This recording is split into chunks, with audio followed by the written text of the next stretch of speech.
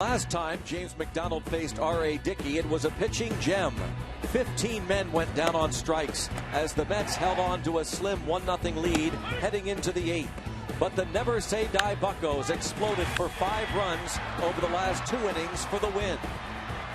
Will history repeat itself in front of a packed PNC Park crowd? Find out next.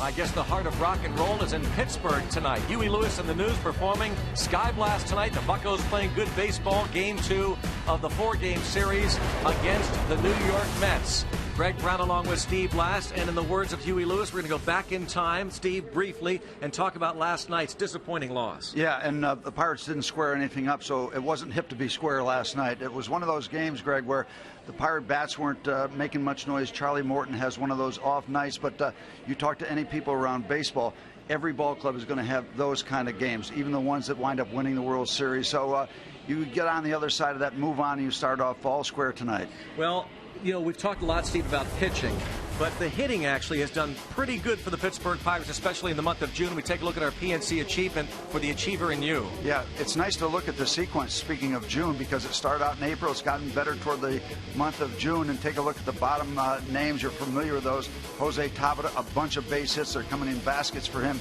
Andrew McCutchen, well, he's always good. No question about that. He is always good, and boy, are we happy we are stuck with you, Andrew McCutchen, who's been working for a living. The Pirates and the Mets on Root Sports coming up next.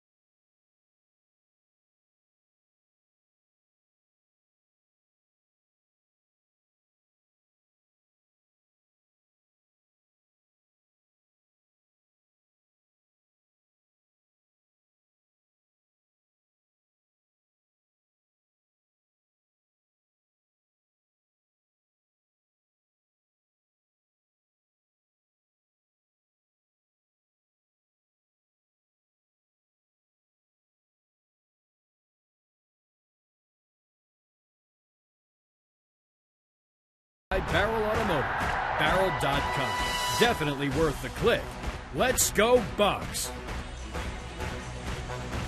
And we're ready to play ball on a gorgeous night in Pittsburgh. Pirates-Mets, game 2 of the 4-game series. Pirates and Mets split a 4-game series in New York a little over a week ago. We take a look at the starting lineups for Terry Collins, Metropolitans. Jose Reyes, Ruben Tejada, Carlos Beltran, 1, 2, 3. Cleanup hitter has been very hot. Daniel Murphy, the third baseman. Angel Pagan in center. Jason Bay returns to the starting lineup. He's in left field. Lucas Duda, promoted yesterday from AAA Buffalo at first. Former Pirate Ronnie Polino behind the plate. R.A. Dickey, the knuckleballer, on the hill.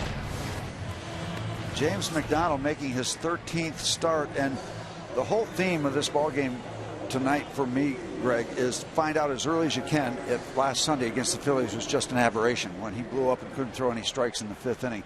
Hopefully it was just one of those bumps in the road, one of those crazy things, and according to Ray Searage, he feels good about James McDonald having thrown in between that start and tonight. So you'll probably get a reading right away if James McDonald is all right. There was a huge crowd Sunday. There's going to be a huge crowd tonight. Don't know if that's a factor.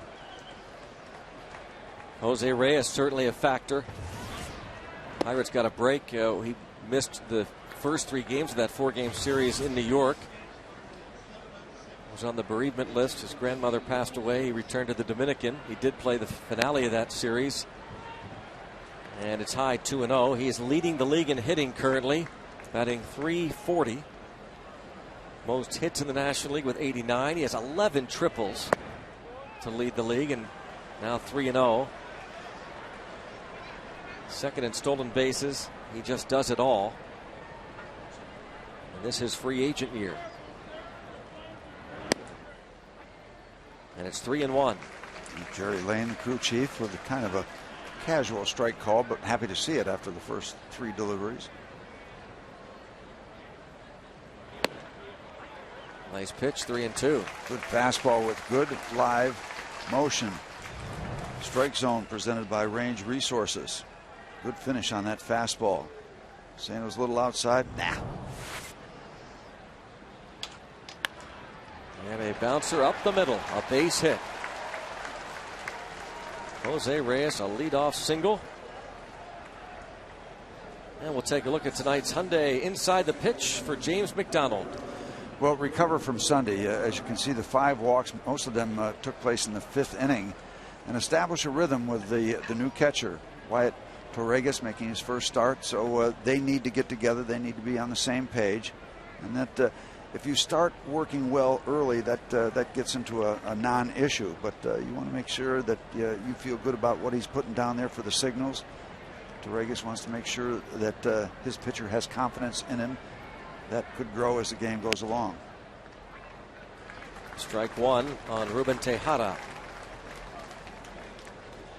We talk about those 5 walks last start against the Phillies. The previous 3 starts, just 4 walks. So, yeah, hope it's just a bump in the road, and we won't have to talk very much about it. Here you see Torregas.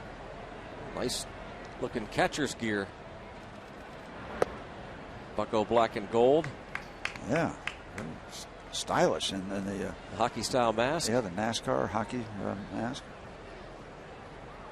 Torregas, former Cleveland Indian. That is very, very stylish. High tech. Yeah, absolutely. Stylish, high tech. You know, it looks a lot better than the catching gear I saw this morning at the Little League game for the Green Geckos, where those guys put it on and they just look like Ninja Turtles. They stand back there and watch the balls go by and then pick them up and throw them back out. So the Green Geckos didn't have anything like that, huh? No, they didn't, but they played a whale of a game this morning. Who'd the Green Geckos play, do you recall? The red team. All right. Jose Reyes has 20 stolen bases, caught 4 times. That figure is second in the league, the 20 steals. Behind Michael Bourne of the Astros, who has swiped 26. Jeff Bannister, the bench coach, runs through the signs for Torregas. Former catcher, Jeff Bannister. And there goes Reyes, and a foul tip. And Torregas, a good throw. He got him. That's the way you do it. That is a little shot in the arm right there.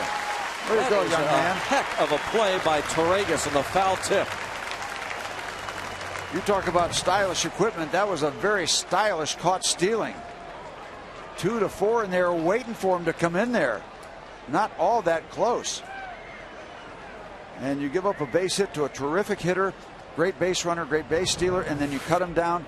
Now the pendulum, that energy switches over to the Pirates. Well, you see, Steve, that was a great shot just now. Did you see Torregas, that big exhale? You know he's got to be nervous. He's been in the big leagues before, briefly with Cleveland 2 years ago. That's got to feel awfully good. Absolutely, absolutely. That establishes a little bit of a tone over the Mets dugout, but that is huge for that young man. What a shot in the arm. Way to go, Wyatt. Way to go, Wyatt. You're a daisy if you do. Yep, Wyatt or Tombstone. Yep. There's your Huckleberry. Jose Reyes back in the dugout, and that's always a good thing for the opposing team when Jose Reyes is in the dugout. You know, there's the walk that's issued. You know, usually this time of year we're talking about a Steelers depth chart, but now we're talking about a Pirates pitching or catching depth chart. The catching injuries that have hit the Pirates, really, really amazing.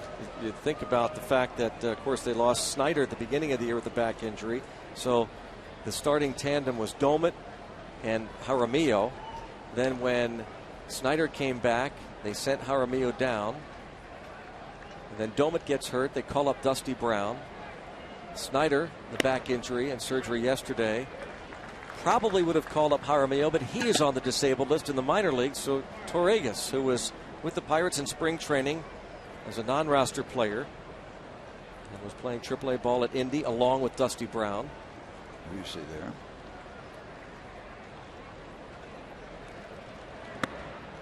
One ball, one strike on Beltran, and the Pirates, Clint Hurl has let it be known that they are on the phone, been making calls regarding acquiring a catcher, but as he said, it's not easy.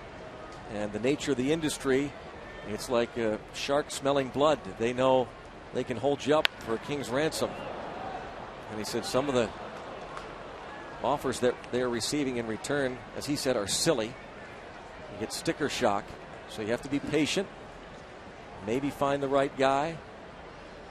Somebody who could come in and kind of maintain what has been happening. Good stuff behind the plate for the Pirates and the pitching staff. Continuity. But you don't want to sacrifice the future. It's foul. Asked him the other day, Steve, on the radio show, knowing full well that Benji Molina is out there, one of the veteran catchers who does currently not have a big league job, but who played for Hurdle in Texas last year with the Rangers. Hurdle was the hitting coach. Asked him if there were any free agents out there. I said, you don't have to name any names. He said, I will.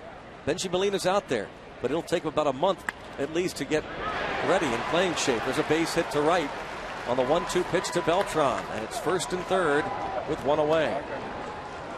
Went back to back with the changeups, and Beltran, the veteran hitter, has waited long enough. After he saw one, he was ready for the next one. And lines it. Well, that wasn't a changeup. That looked like more of a curveball. So he went changeup, curveball, and just outside of the reach of Lyle Overbay. By the way, 3 switch hitters in the first 5 batters for the New York Mets. Reyes in the #1 spot, Beltran hitting 3rd, and then Angel Pagan in the 5th spot. All 3 switch hitters.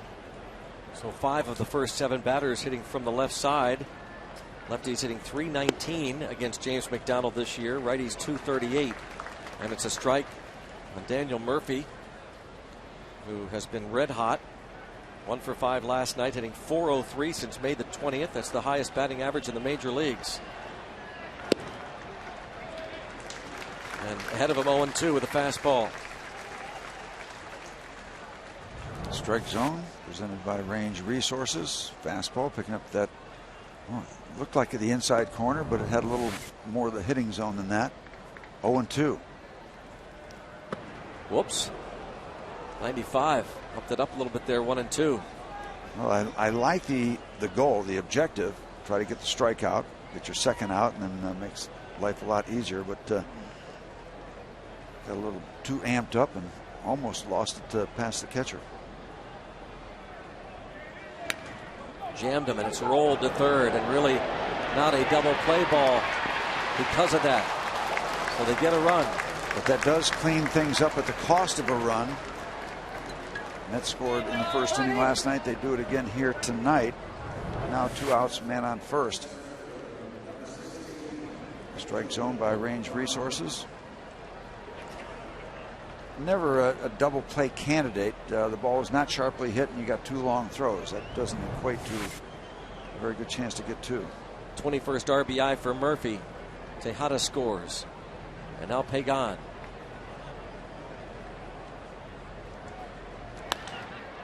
And driven deep to center. McCutchen. There. The Pirates. James McDonald gives up 1.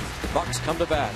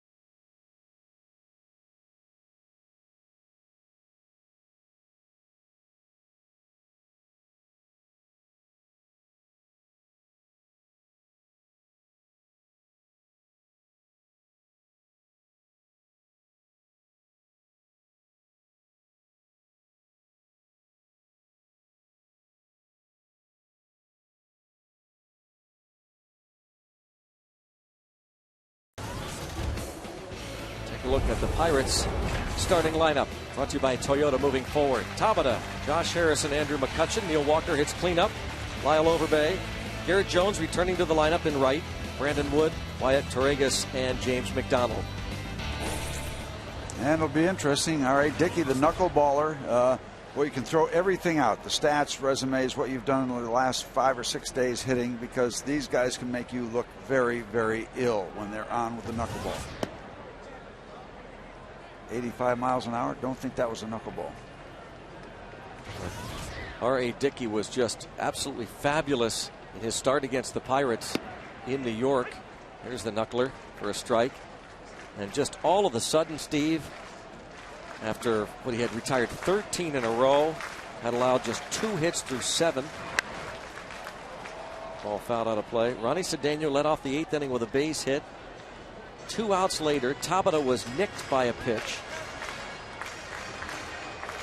And then the Bucks got a big base hit by Josh Harrison through the right side of the infield.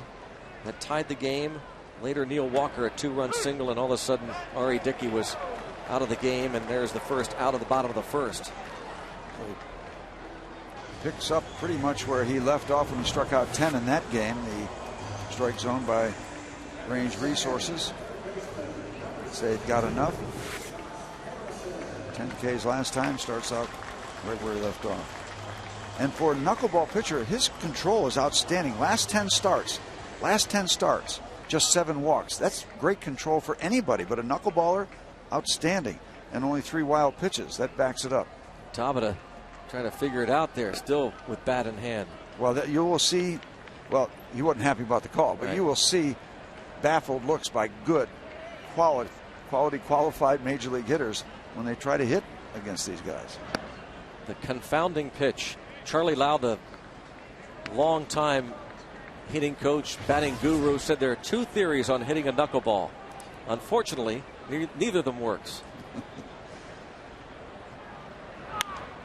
But Harrison, who singled off the knuckleballer, we just mentioned his game-tying base hit in that start in New York.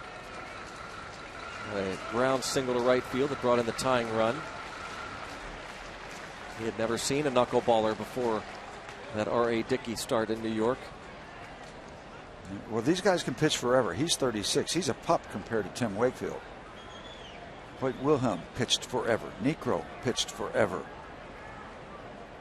And Candiotti. And a fastball lined into center field. I remember trying to hit off Phil Necro. I mean, it's just ridiculous. What do you do? I went up to the front of the batter's box and tried to hit it before it got crazy. And I did. I almost got one out in Atlanta. Mike Lum, who now works for the Pirates, they had a low fence and he just took it right back over there, and that was the end of that story. And now Andrew McCutchen, a 9-game hitting streak. First 9 games this month, batting .486 to lead all the National League in the month of June. His average is up 36 points from .247. Neil Walker on deck. Just in case you're interested, 12 starts for R.A. Dickey, 8 home runs given up. You would think the running game might be attractive because even if it's caught by the catcher, it's sometimes an awkward catch to get into his throwing mechanics. Dickey is quick to the plate, but yeah, that knuckleball. There's a strike.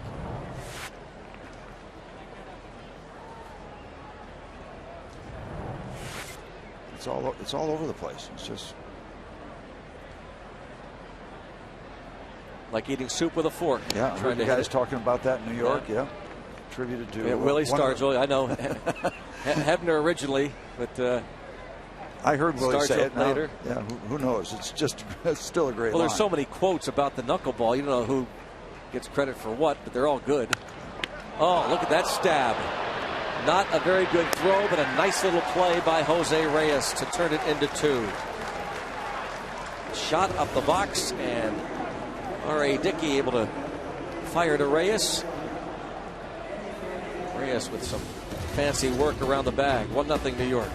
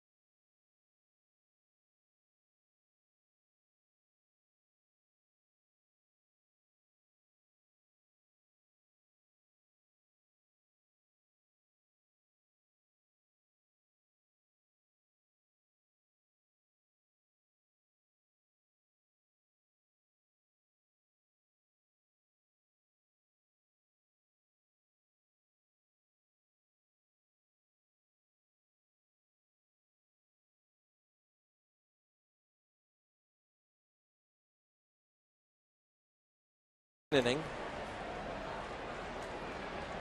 Bay hitting just .207 with a couple of homers and 10 runs batted in. And though healthy, he has been scratched from the lineup because of this slump. Career high 23 consecutive at bats without a hit since that Memorial Day game against the Pirates. Fouls off the fastball 0-2, but boy, did he have some outstanding seasons in a Pirates uniform. Indeed, Jason Bay. Yeah, and he's got such a great perspective of his time here. I was reading some quotes about his memories, his thoughts about this area and defending this area to a lot of people. pretty classy stuff from Jason Bay. And one thing too, Steve, he's making a lot of money, but it has not changed him at all as a person. He's still as down to earth as he was when we first met him back in 2003 when he came to the Pirates. Just missed. And McDonald gets him. Let's go downstairs to Dan Potash. Dan. All right, Brownie, thank you very much. Of course, Sky Blast will follow tonight's game. And speaking of reasons to celebrate, former Pirate Dave Cash has reason to celebrate. He turns 62 today. Now, the birthday theme will follow us towards our trivia question a little bit later tonight as you look at some of the career numbers for Dave Cash. And, Steve, I wanted to ask you about him since you were a pitcher. The guy didn't strike out very much. I think all-time he averaged about 1 strikeout every 18 at-bats. That's tough. He just carried that legacy of terrific Pirate second baseman all through. Think of how tough it is to follow a guy like Bill Mazeroski. And, you know, that is very, very difficult indeed. 3-time All-Star. But, yeah, Dave Cash did not strike out. He made contact, hit at the top of the order a lot. Very integral part of our championship team in 1971. Following Bill Mazeroski is like somebody trying to follow Bob Prince. Yeah. Yeah, just ask Milo Hamilton. Yeah. 1-1 on Lucas Duda. That's a great point, though. Imagine trying to follow immediately Bill Mazeroski. How about Willie Stargell had the great nickname for him because his initials DC, well, Willie called him AC, always cool. Aha. Dave Cash, always cool. Always cool. AC. Dave Cash got into coaching, and after his playing days, bounced around a bunch of different organizations. And while over there, a little bit of a long lead with the long legs. James McDonald in the stretch to retire Lucas Duda. 3-1, 2 up and 2 down. Here is Ronnie Paulino returning to Pittsburgh.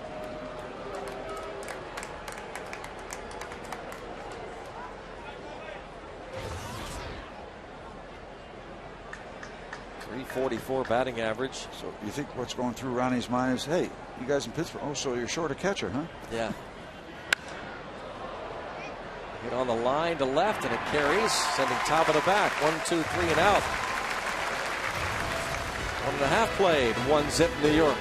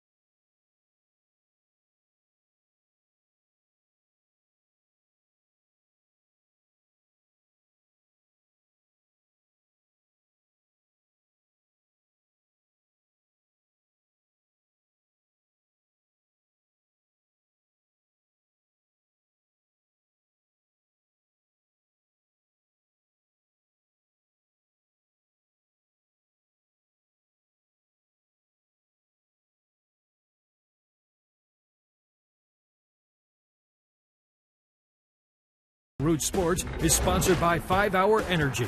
5-Hour Energy fixes tired fast. One shot, back to work, problem solved.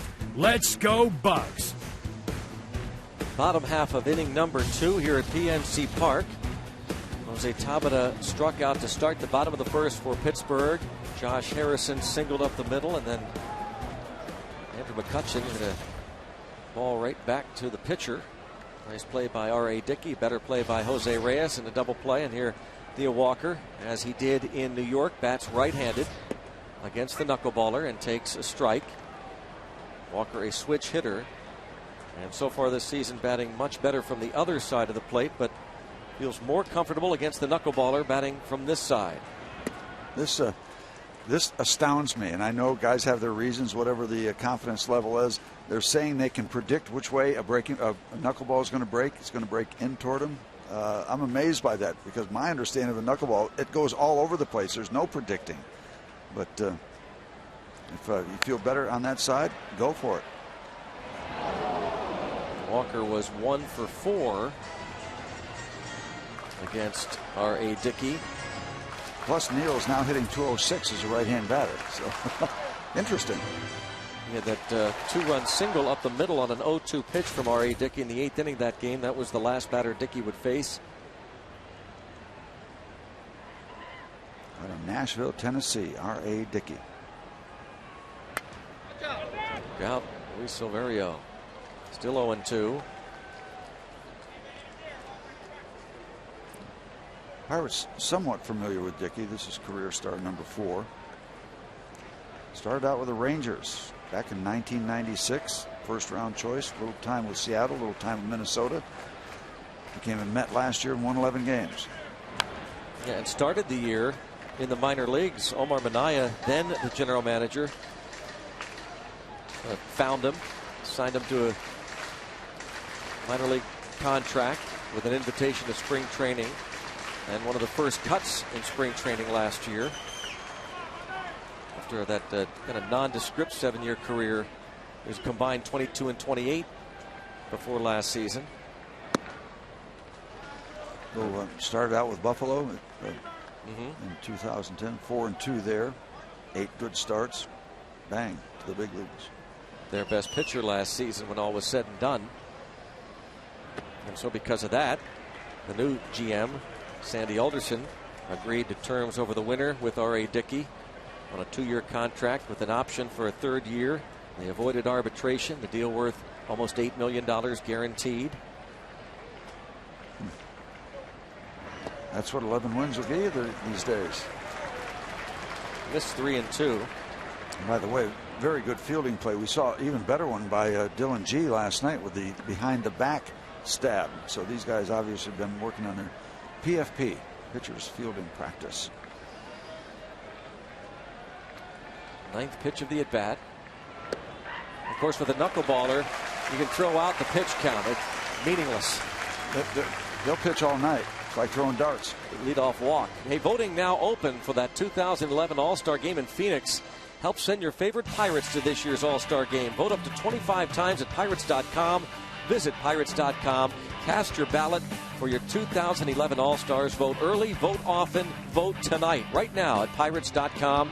There is a deserving All-Star candidate right there, Neal Walker. 40 RBIs, leading all second basemen in the RBI category. Of course, Andrew McCutchen.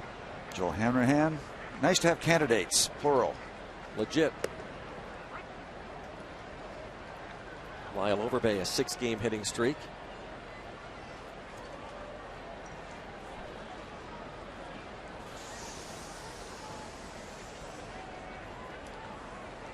There's Kutch. Overbay was 0 for 3 against R.A. Dickey. Back on the 31st. 2 starts back for this knuckleballer. A little quick slide step to home plate.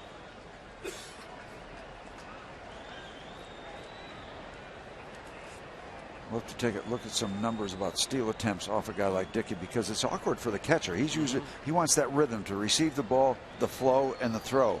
And you got to jab and stab at catching the ball. That's a problem. Fouled out of play.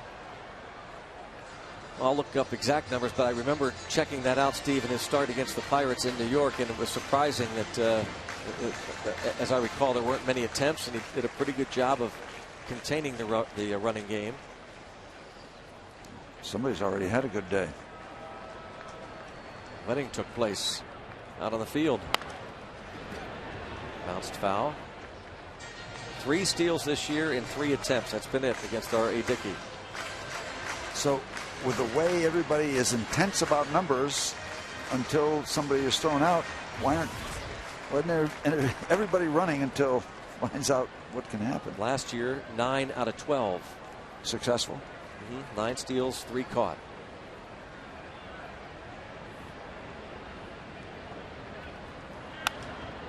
Overbay lifts it to shallow center field, and now a last-minute adjustment there by Pagan. Ball started to take off. He might have lost sight of it too briefly. Talking to Beltran about it. Here's Garrett Jones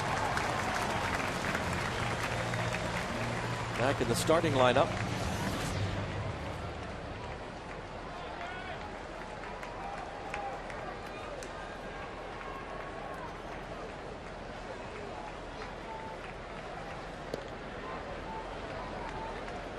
It's been a while since Garrett Jones was out there. Of course, he does not normally start against lefties. Did not start against Zach Duke on Wednesday when the Diamondbacks were in town.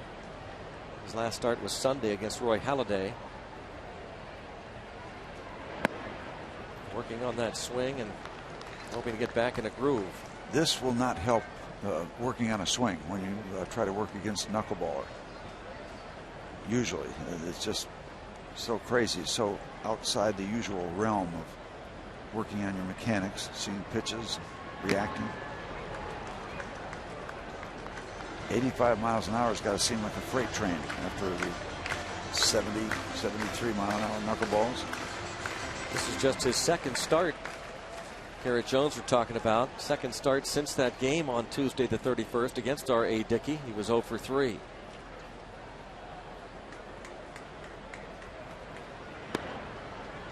I've heard people say that facing a knuckleball pitcher will put you in a slump.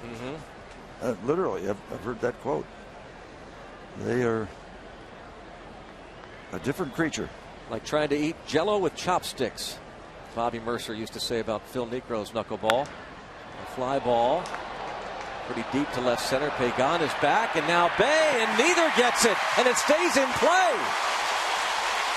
So Walker is waved home, and the Bucks have tied it on a Garrett Jones double, and it appeared as though Pagan or Bay would be able to track it down. Neither did. It's 1-1.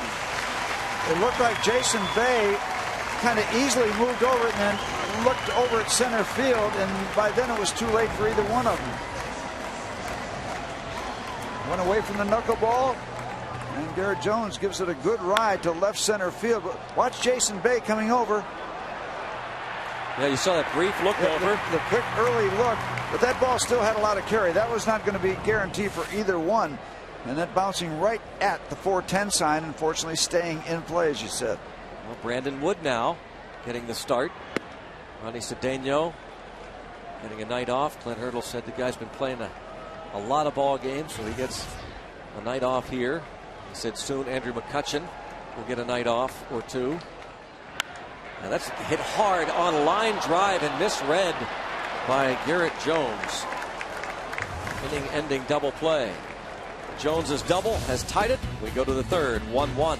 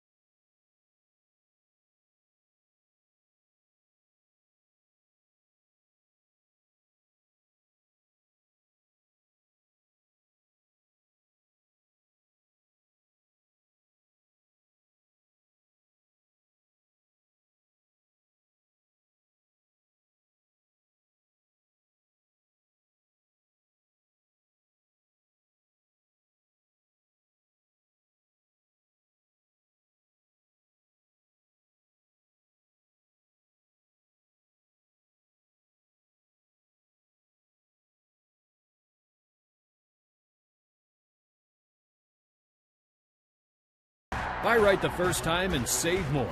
Visit your local Toyota dealer for details. And by AT&T. Let's go Bucks! R.A. Dickey at the plate, facing James McDonald. 1-1 ball game. R.A. Dickey 1 hit in 20 at-bats this season. We're dead even right now. Both second basemen walked. Both second basemen scored. We're 1-1. Both free passes turning into runs. Now on the bright side, of course, you're tied at 1. That's great. Although this isn't 3-0. There have been some hard hit balls off R.A. Dickey. The shot by McCutchen, the double by Jones, and the line drive hit by Brandon Wood, and a 4-pitch walk. Not good. Nope. Red flag. AT&T mobility trivia question as Neil Walker tries to settle McDonald down a bit. Who was the last Pirate to hit a grand slam on his birthday? Heard Dan Potash talking about this being Dave Cash's birthday today. Who was the last Pirate to hit a grand slam on his birthday? We'll have the answer for you a bit later. Right now we need an answer to this free pass to the pitcher. And ball 1.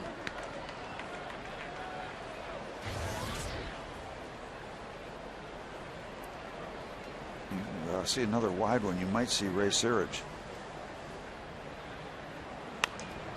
Popped it up. Oh, how good was that? Way to go, James. Needed that on a 1-0 pitch after walking the pitcher on 4 straight. See where that one was delivered. Big time out for James McDonald. You're top of the strike zone. Upstairs, got Reyes to chase a little bit, and he throws hard enough where you go up to try to get that high fastball. You still might wind up underneath it, popping it up, and that's exactly what happened. He walked Tejada in the first. And that cost him. Strike. James with a good fastball, good live fastball, but he needs that hook and the changeup. So he's a 3-pitch pitcher. You can survive on 2, but you want to have that third one. That makes life a lot easier. And then we bring that up because his changeup and curve, they're quality pitches. They're major league average or above. So not just secondary pitches completely to the fastball. They're effective pitches. They're out pitches for James.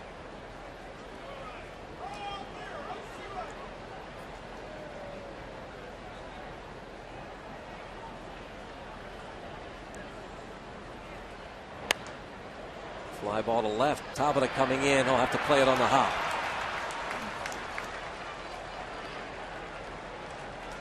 Let's check out the Barrel Automotive League leaders. Pirates' earned run average here at PNC Park is .311. Lowest home ERA in a season since 1980. See those ERAs in 84, 2.79. Just over 3 in 92, and 89, 3.10. In 91, 3.14. So 91, 92, they translated into division titles, right? Postseason play. 89, they were gearing up for their first division title. But also 84, that was in that string of miserable years. So who knows?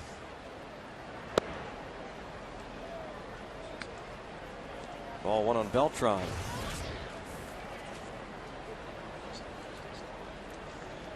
Carlos has hit into 5 double plays, thinking along those lines right now. Falls behind him 2-0. And he is a very dangerous hitter. He comes into the game hitting .284, but Carlos Beltran can be very, very productive, especially when he's in a 2-0 count. Got a pitcher out on the mound trying to kind of find his way a little deeper into this ball game.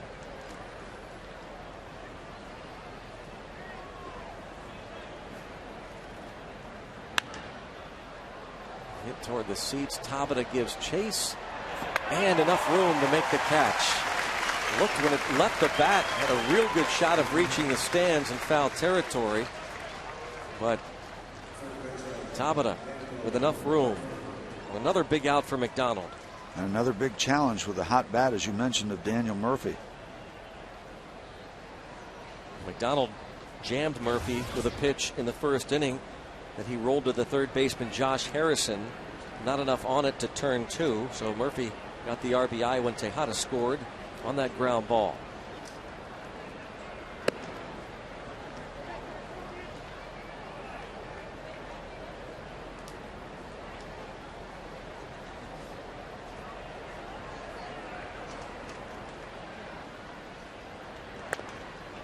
And right now James has given up 1 run, but he's kind of just bouncing around so far early in the ball game. He's in the 3rd inning.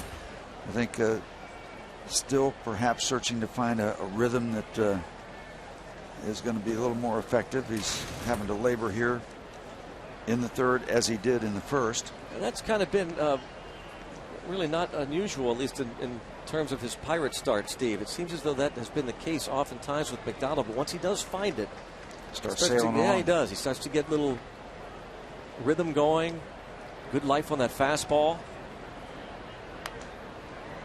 Good life on that one. 94 miles an hour out away from Murphy. Terry Collins last week when the Pirates were there kidding McDonald the next day said, where was that good fastball in the minor leagues when I had you in L.A.? Probably would have been Albuquerque, didn't they? Yeah, the AAA team for a lot of years. That's right. Terry Collins was the minor league field coordinator in L.A. and boy, he just really praised James McDonald. Line drive caught by Brandon Wood. Sparkler. That robs the Mets of a run and keeps this game tied at 1. Up in the sky for Sky Blast. Murphy got good wood on it, but Brandon Wood robbed him.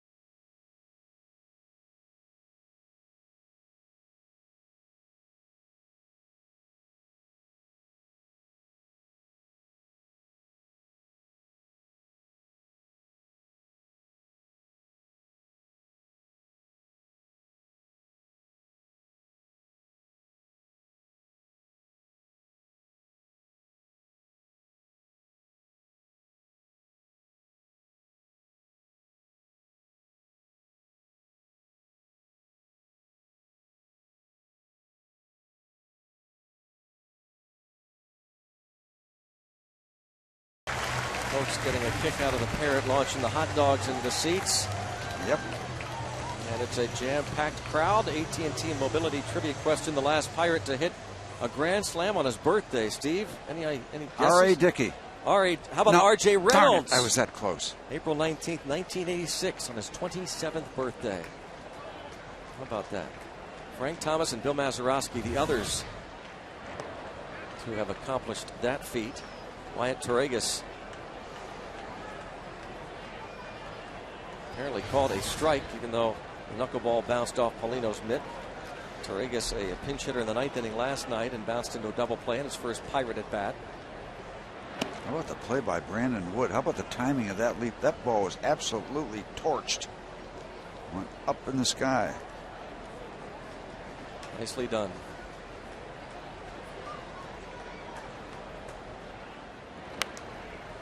when you think about that, the timing of guys jumping for line drives off a bat on the infield, I mean, you got to go up at the right time. You know, if you're way down when that ball's going over your head,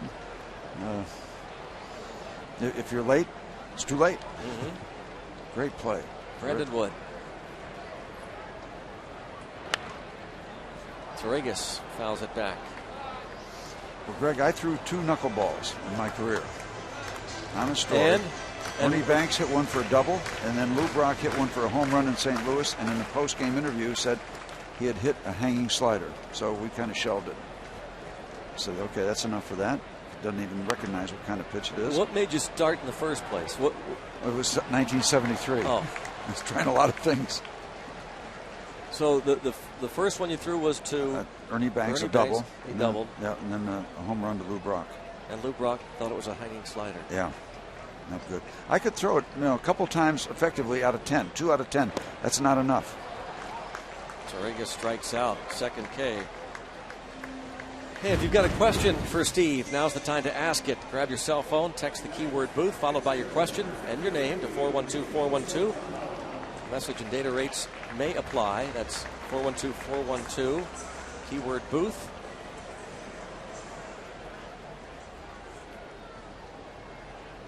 James McDonald. I'm going to ask you one. You didn't hit a home run on your birthday, did you? No, I did not. I mean, grand slam or not, did you hit a home run on your birthday? No, but I hit one on Maz's birthday when they brought up that Maz situation. When was that? September 5th, 1969. At Wrigley? At Wrigley Field. 3-run shot in the first or second inning. Went 4 for 5 that day. Hello. Yeah. On Maz's birthday. On Maz's birthday. And we were rooming together at the time. Not a bad place to celebrate after a big game. Not at all. A dribbler. This should be easy for Paulino, and it will. Steve, I got a trivia question for you then. Who was the home plate umpire the day you hit your first and only home run in the major leagues on September the 5th, 1969? I'm going to guess that it was John McSherry. Wrong. It was Harry Wendelstedt. Hunter's dad. Hunter's father. Hunter Wendelstedt working second base tonight. Honest Harry, we used to call him. We came up through the minor leagues together. Umpiring the International League back in the early 60s. That's actually Harry III, but uses his middle name Hunter. Harry Hunter Wendelstedt III. Ground ball and a base hit. Tabata, 2 out, single to right. Now they keep track of everything. Jose Tabata has to have the most ground ball singles through infield than any hitter in Major League Baseball. We've got to look that up. He's rolling them through those. He's finding the holes. Look at that. You can not see any spin. That's great by the AGH cam. What a great shot of the no spin knuckleball. It is more fun to fool around. Everybody that has ever picked up a baseball, I think, has tried to fool around with a knuckleball because people can't hit it, and it's fun. It's fun to watch. It's fun. Yeah, moves all over the place, jumps around.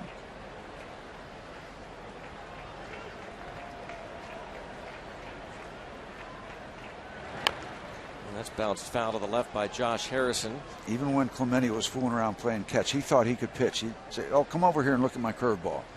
And we used to tell him to keep his day job, which he did. But every position player thinks they can try to throw a knuckleball, right? Yeah, and they all think they can pitch, and every pitcher thinks that they can hit. You know, another Willie Stargell quote, Steve, about the knuckleball. Throwing a knuckleball. Captain Willie said, throwing a knuckleball for a strike is throwing a butterfly with hiccups across the street into your neighbor's mailbox. Willie. Good stuff. Look out, fairly close.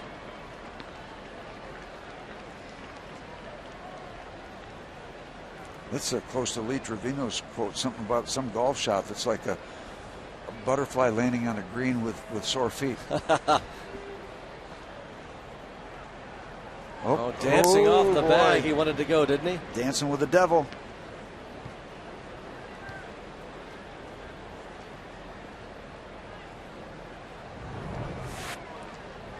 A flinch and a return.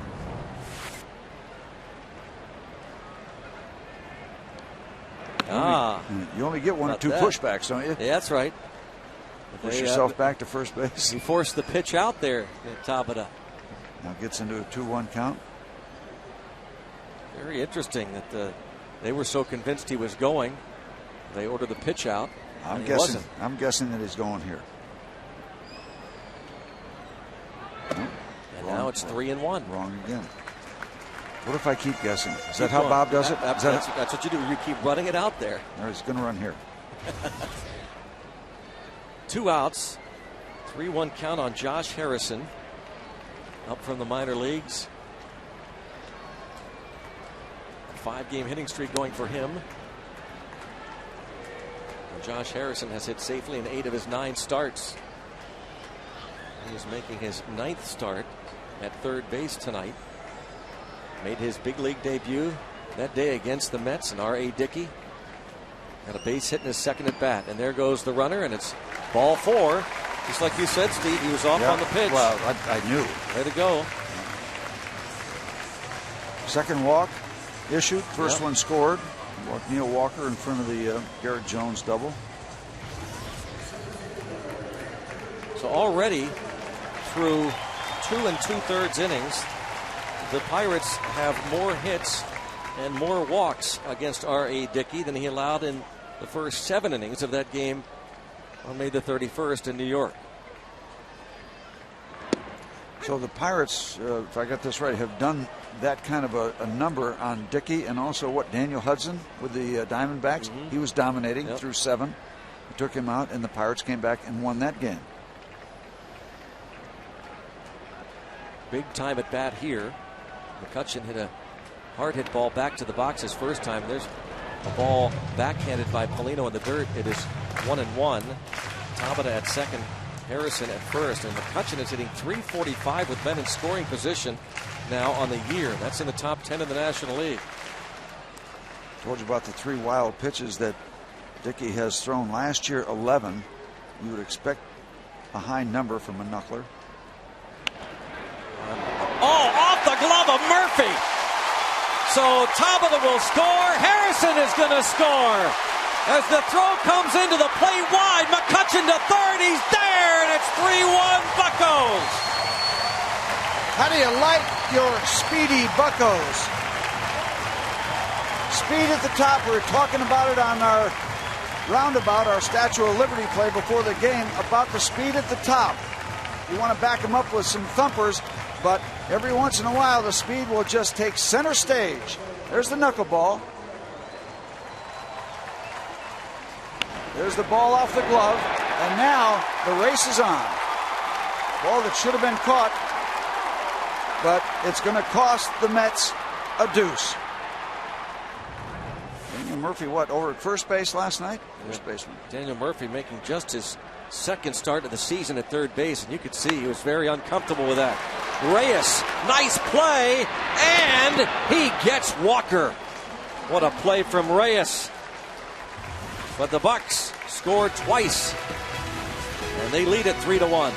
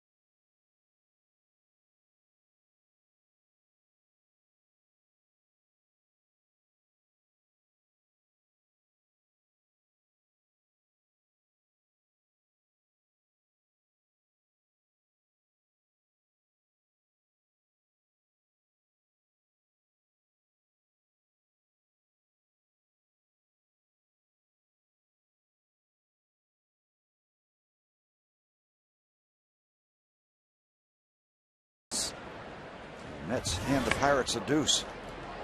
Wanted foul.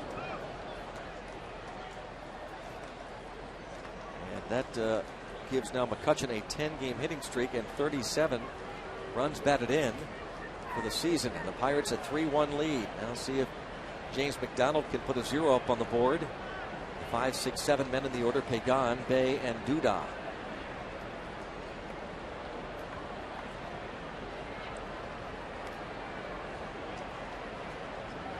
How do you think R.A. Dickey feels about those earned runs? Not real happy. Instead of the error being charged. Again, Daniel Murphy making just his second start this season at third base. McDonald misses 2-1. Went across the infield. Last night's starter at first base. Over at third, and really, quite honestly, a play he should have made. Now McDonald falls behind, 3-1.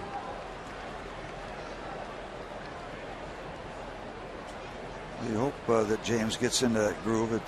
He's been laboring, but he's been laboring nicely. Just giving up 1 run through the first 3, but here we go again. Walk number 3. First one cost him, the second one didn't. Now faces Jason Bay. McDonald this season at PNC Park makes his 6th start, a 3.14 ERA here at home in his 5 starts, 6.49 and 7 starts on the road. Struck Jason out last time. Bluff start by Pagan at first base. Jason Bay has always been a strikeout candidate, but he's also done a lot of producing.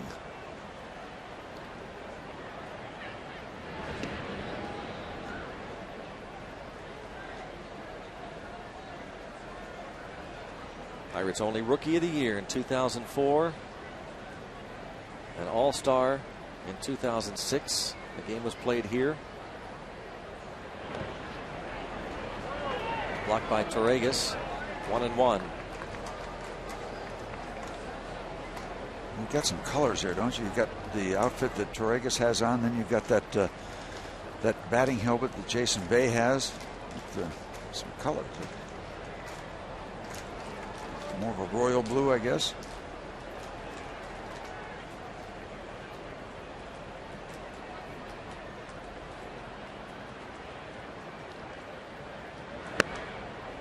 Inside said Jerry Lane, crew chief. 2-1 at first base. Veteran umpire Bob Davidson. We mentioned Harry Hunter Wendelstead at second. Brian Knight at third.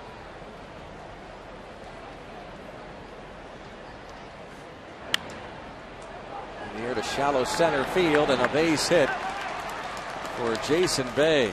Off the handle, off the fist, but he's strong enough to muscle it over the infield and drops in. His first hit after 24 consecutive hitless at bats. In toward the handle, but he gets enough of it.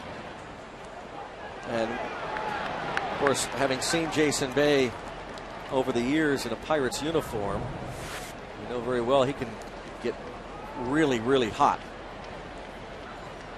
Hopefully he'll delay a good streak until after the Mets leave town. They remain here through Monday night. Lucas Duda at the plate.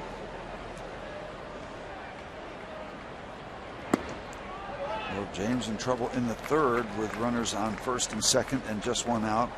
He's right back there in the same spot, only with nobody out here in the fourth.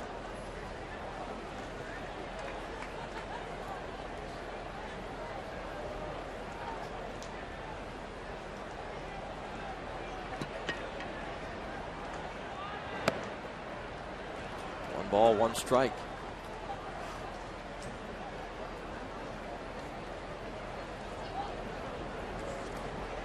Lucas Duda promoted from AAA Buffalo, 3rd stint with the Mets this season. Nick Evans was designated for assignment. And a nice catch by Overbay, and they nearly double up. Pagan at second. Running through the raindrops. That ball was smoked. Good play by the Pirates' first baseman. Almost as sparkling a play as Brandon Wood made earlier. Oh, what a great angle to look at it. The line drive, elevation, a nice quick release to second base just in case. Climbing the ladder. Not Jacob's ladder. Lyle's ladder. Ronnie Paulino takes ball one. He is a double play candidate. He lined out to left field in the second. This got a similar feel to Morton's start last night, Greg. Choppy, and then eventually got away from Charlie. I guess with the exception, Steve, of some decent defense behind McDonald here, huh? Yes. And he got away from Charlie in the fourth inning when the Mets put up a 5 spot. But a run in the first, yeah, and it was shaky. It was a result of an error. James working hard to keep it together here in the fourth. Got a 2-run lead. Saw Charlie Morton there on the bench talking with Steve Pearce. Fly ball to right and out of room. Garrett Jones. That would have been nice because Paulino's in the number 8 spot. You get a catch down the right field line, then you get to face the pitcher. Sunglasses on for Pierce talking to Morton. Clint Hurdle said, you know, the league is making adjustments. They've counterpunched, and now Morton's going to have to find a way to counterpunch back, especially against lefties. And a line drive base hit to left. The runner had to hold at third on the line drive, so the bases are loaded. But everything's going James' way. He's getting another chance to get out of this. He's going to work against the pitcher. Nowhere for Pagan to go until he was sure that ball got out to left field. And now, James, it's your job to destroy this at bat against your mound opponent and take it back up to the top of the batting order with the bases loaded and 2 outs instead of 1. That's the script you'd like to write.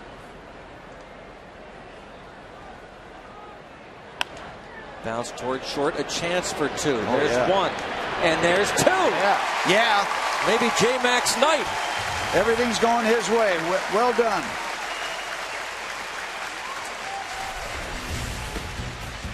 Inning-ending double play. Wood to Walker to Overbay.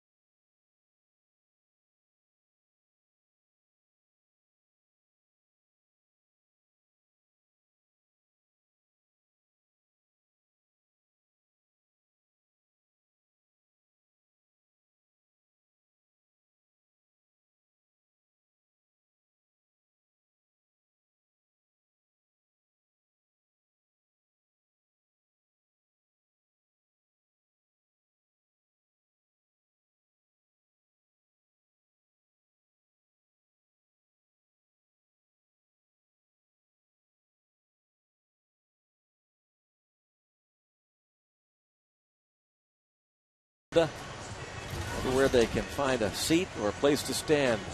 It's a great angle for the fireworks over there from left field. check out everywhere is. Nissan Road Ahead tomorrow afternoon, 1 o'clock. We'll join you here on Root Sports. Monday night, this homestand concludes. Buccos and Mets at 6:30 airtime on Root Sports. Then on the road to Houston for 3. And then interleague play resumes in Cleveland. The Nissan Road Ahead. Overbay, Jones, and Wood due up here against R.A. Dickey in the bottom half of inning number 4. And popped up. Shortstop Reyes out, left fielder Bay in. 1 pitch, 1 out. Brings up Garrett Jones, who doubled in the second, tied the game.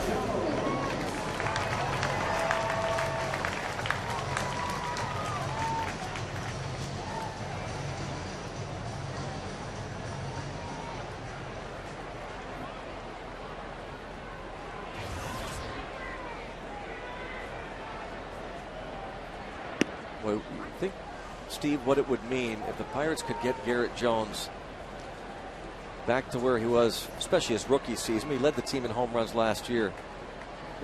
They really, at the moment, don't have a legitimate home run threat. Exactly right. Yeah, it would be huge. Anybody, actually.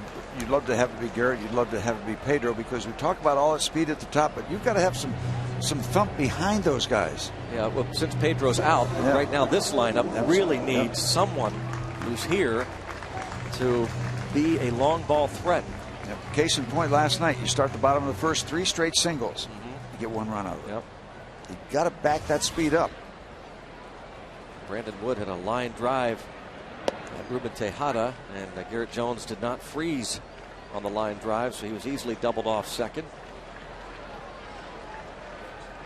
Then Hurdle, all these injuries, said no panic. He said, you guys may panic, we will not. Now there's a nice play by Murphy, and a long throw, and he pulls Duda off the bag. Nice stop by Murphy on a tough hop, deep third. That should be a hit for Wood. Degree of difficulty. Yeah, the other one was not all that difficult for a third baseman. That one is. Off the lip, a tough hop.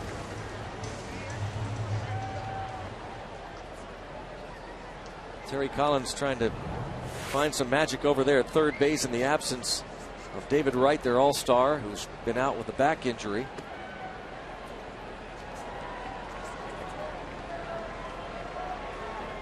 Justin Turner has gotten the most starts since Wright has been out.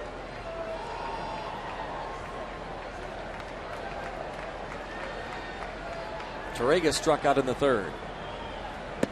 The X factor for every major league team, keeping your key men healthy. I mean, it's huge, and it's so unpredictable. Obviously, a guy like Mauer, it's really like David Wright. A lot of luck involved in terms of a healthy team. You've got to be lucky to stay healthy, and it is a test on your depth. Reyes will throw to first to retire Torregas. Through 4 innings, Pirates have a 3-1 lead over the Mets in Game 2 of this 4-game series.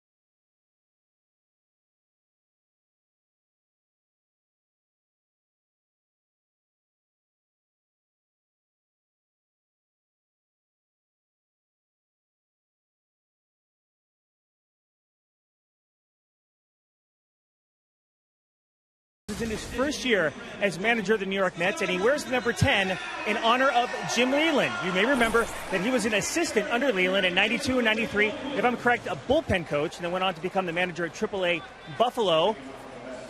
Guys, you should also know, if you did not, that he was originally drafted by but never played for your Pittsburgh Pirates. But still wears the number 10 for old Jim Leland. Like it. I like it. Yeah, you got to like it because he doesn't forget, Dan, that after his years as the manager in Buffalo, then the AAA affiliate of the Pirates, now they're the AAA affiliate of the Mets, and that's another story. That's really why Collins is managing the Mets, because the ownership group in Buffalo, a base hit for Reyes to start the 5th. But then when he got the job, promoted to the bullpen coach with Pittsburgh for 2 years, and he had a chance to interview with Drayton McClain in Houston. Oh, just a great endorsement from Jim Leland to the owner of the Houston Astros. I mean, you talk about putting it over the top for you. Yep. Terry Collins will never forget it. 3 years with Houston, then 3 years with Anaheim. And Steve and Danny, I say shame on those who over the winter, and they know who they are, just ripped the hiring of Terry Collins like it was the worst thing you could do. Terry Collins is a great baseball man, and at least through 60 games of the season, Clint Hurdle aside, as this ball is off the mitt of the catcher Torregas, moving Reyes to second. Clint Hurdle aside, Terry Collins should get a lot of votes for manager of the year. With all this guy has had to deal with, he has been tremendous. A wild pitch is charged. You know, another part of that story, we hear so many times about coaches and managers, the old boys club, that you give them to your buddies. Well, you know, there might be a sliver of truth, but there's a lot of times more involved in relationships and why people get jobs. And you don't endorse somebody just because of a friendship, because if you're a friend, you're going to be more honest than that. So, yeah, there's a lot more that goes into those kind of relationships and those kind of jobs and job offers and jobs that people don't get than people realize. There's more honesty that's in there than people are aware of. Ball 2-0. So here we are in the 5th inning. James continues to struggle as he gives up the base hit, then the wild pitch. And, so far, running through the raindrops, smoke and mirrors, but he's surviving. Let's hope it continues.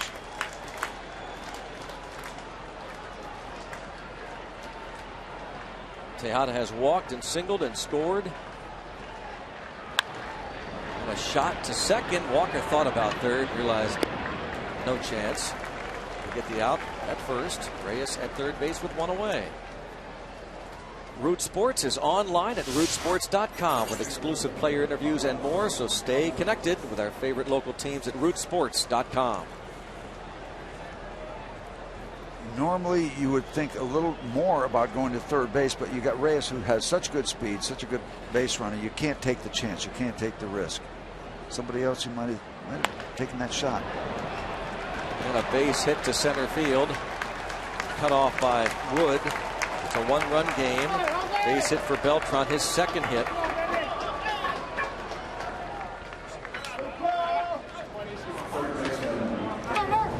Thought James might be able to flag this ball down. That would have been the third one of the night. Yep. For the Pirates on line drives. Wood and Overbay caught 2 previous liners. Getting that close. Beltran's 37th RBI. It's hit deep and a hook foul. Check out the AGH Sports Medicine Injury Update. We're walking wounded for the Mets. Mentioned David Wright, of course. Ike Davis on the DL with the left ankle injury. Chris Young, 60-day DL. Johan Santana, shoulder problems. Taylor Buckholz, right shoulder fatigue. And this is going to be a base hit to right. Daniel Murphy, puts runners at first and second. You know, I was talking to Terry Collins about Santana, and he said, you know what? He's coming along. He's progressing as scheduled, but he said the media around New York, they have to have intense reports. They're looking for sensational stories to carry on. And he says, I deal with it every day. And he says that's part of the job. But he says Santana's coming along okay from where he was. But everybody wants a story and a different story every day. And that's just the way it is in New York. And that's, again, why I think Terry Collins has been just so tremendous. the so-called experts had this team buried, mainly because of Terry Collins. They thought he was a bad fit. As you say, Steve, he's had to deal with the injuries, but also the New York media, the economics around the Mets. Oh my goodness! I mean, it's a storm. In the best of times, it's an intense storm because they want to know why you're successful, and it's like vultures hovering when you're scuffling. Of course, very much involved Fred Wilpon in the Bernie Madoff Ponzi scheme scandal. Now 1-1 strike. The trustee for the liquidation of the Madoff investments suing the Wilpons and Saul Katz, also part of the ownership group, for $1 billion. At least they got away from the fractions. Yeah. Recently taking on another investor, David Einhorn. 2 on, 1 out. Angel Pagan at the plate. This one in the air to left, and Tabata there. And that ball well hit. This is hard work right now for number 53.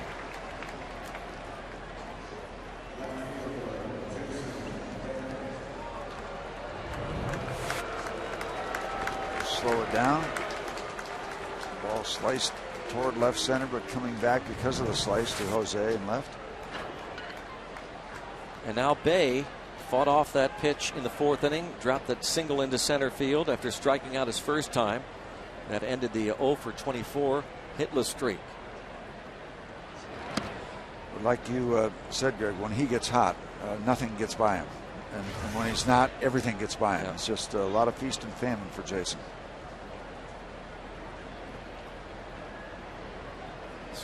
It's so cliche-ish to say a guy can carry a team, but those who watch the Pirates over the years know that Bay, there were many stretches where he really did carry the Pittsburgh Pirates. 101 RBIs in 2005, drove in 109 the following year. I remember a Pirate broadcaster saying he's done it again and again and again when he was hot.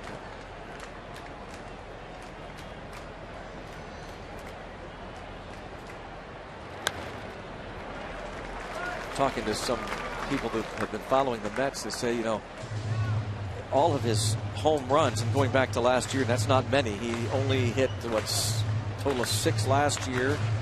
He's hit 2 this season, so 8 home runs have all been pull shots to left. How many balls did we see him hit over that Trib Total Media sign in right center? Those balls that just kept carrying.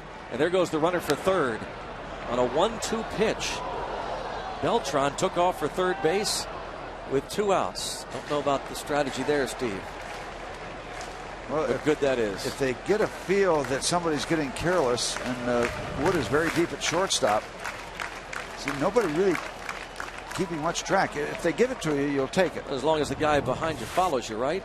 Most of the time. But if you're at second, you can't force them now to do they that. go, and that makes sense, giving him 90 feet, and so a base hit can score a pair. Double steal, Beltran and Murphy. And that wasn't even difficult. That was like the Pirates conceded it. Yeah. First of the year for Beltran. 2-2 count on Bay. Steve Ruck him out looking. Okay, James. 3-2 Pittsburgh.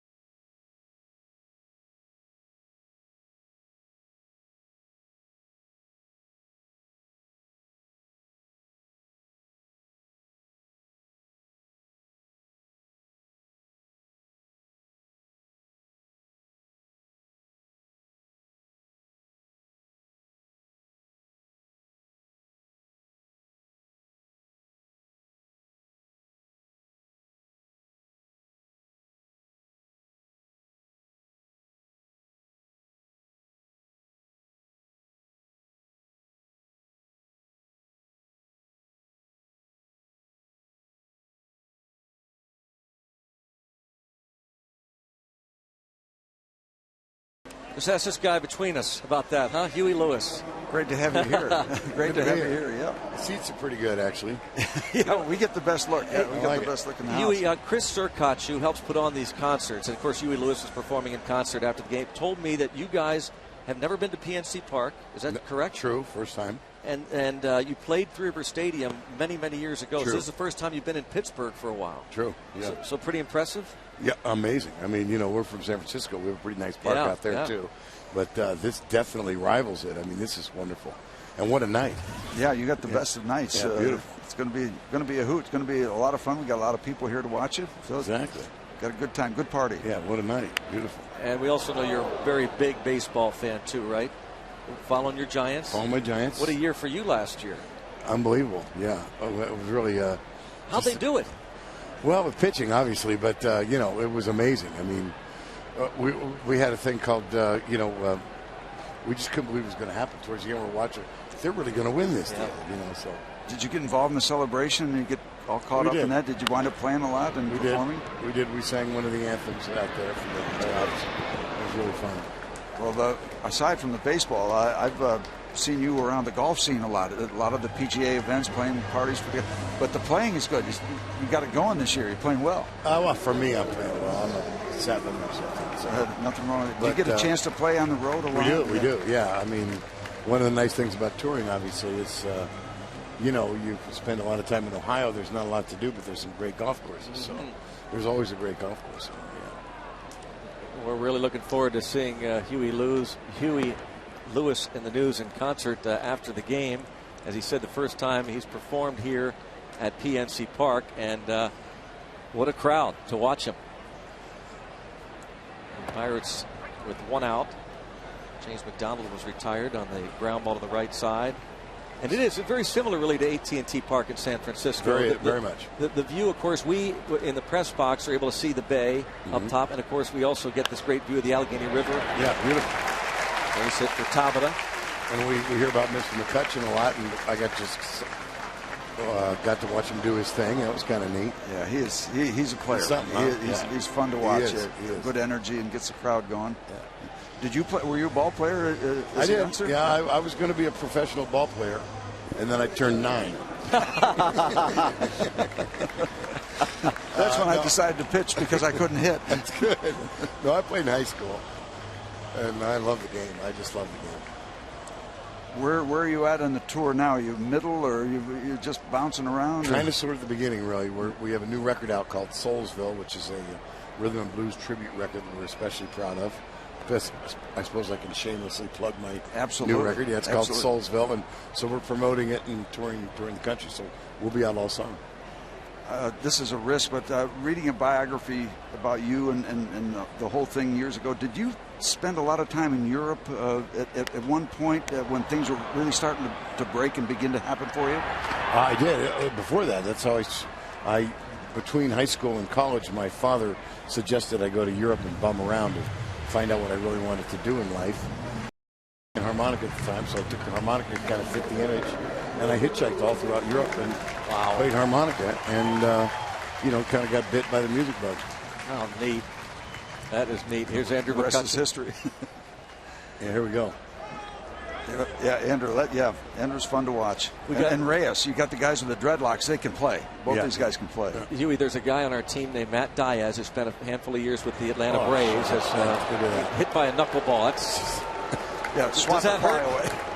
But he said when he joined the team as a free agent in spring training, he was hoping the Pirates would improve, believed they would be better this year because he wanted the rest of the baseball world and the baseball fans outside of Pittsburgh to know how good Andrew McCutcheon is. Yeah. He really is. Well, I mean, you got to go in this year. I mean, I think it's good for baseball. I'd love to see the Pirates contend. I mean, it's been a while, with all due respect. Well, sure. Tell us about it. And it's a great organization. It's great for baseball. We'd love to see them. It'd be good for everybody, I think. Enough of those Cardinals and the Astros. Yes. By the way, this is one of your biggest fans, by the way, just so you know. Neil Walker. He's a Pittsburgh kid. Mm-hmm. Drafted in the first round a handful of years ago. His father was a major league pitcher. Many years for the Montreal Expos, who's made his home in Pittsburgh. His father was a huge Huey Lewis fan, and now Neil Walker. So the Walkers are the ones with the musical taste on the team. Big time. Line drive to left. catch is made. Huey, have Thanks, fun fellas. tonight. Enjoyed it. Thanks a lot. I'm going to enjoy it for sure. Thanks for stopping by. Appreciate it. You bet. Have fun. Huey Lewis with us, and he'll be with us after the game. 3-2 Pittsburgh.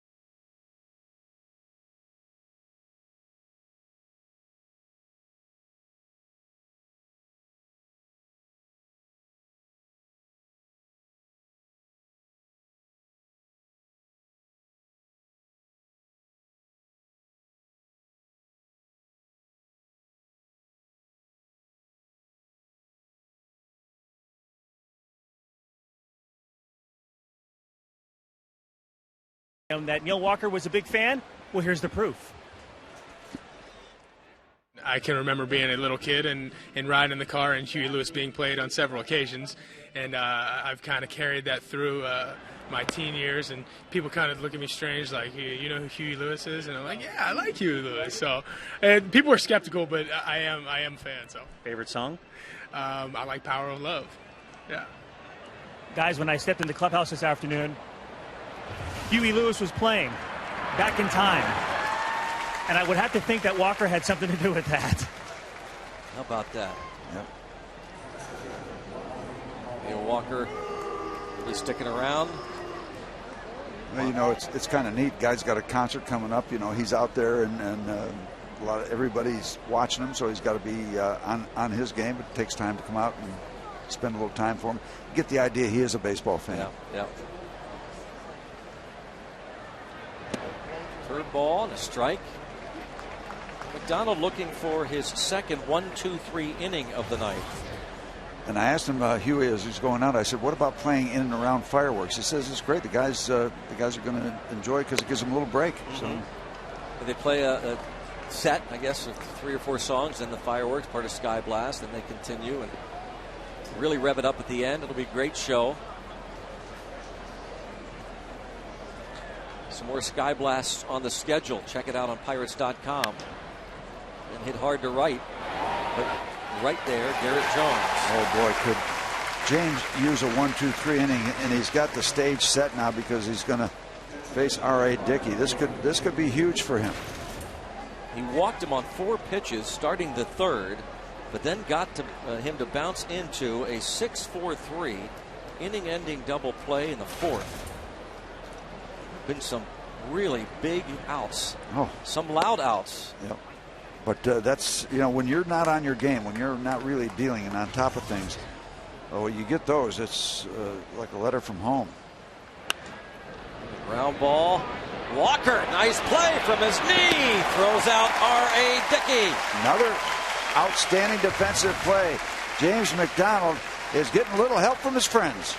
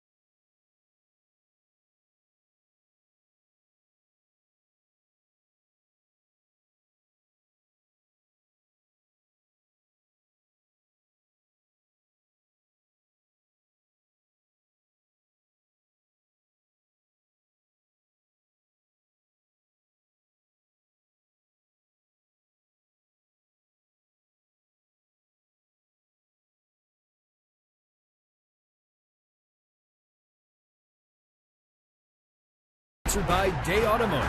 We're going to make your day. Let's go Bucks.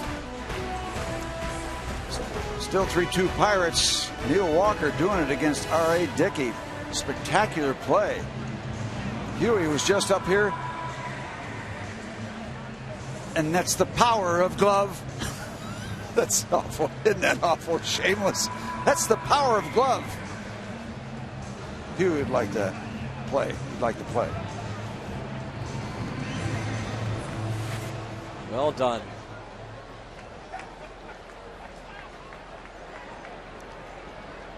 So 3 up and 3 down. We go to the bottom of the 6th. Overbay has flied out twice. Might have the feeling, Greg, that James McDonald has got a chance to depart after keeping it together. 2 runs in 6 innings. Activity continues in the Pirate bullpen. And a chopper to the right side to Hada.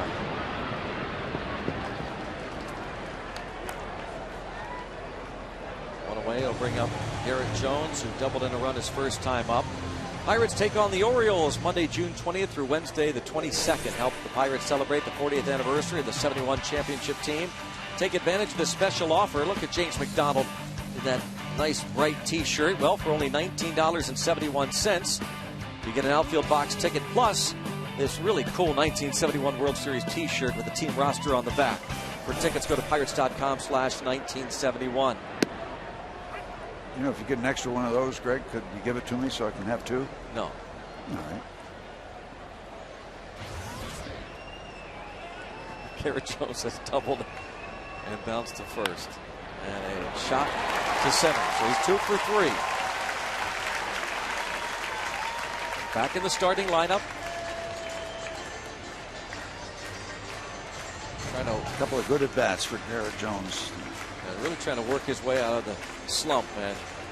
Looking for any positives you can get from Garrett Jones. 2 out of 3 tonight. That would be a real turnabout, that you get out of a slump against a knuckleball pitcher. Many times it's the other way around.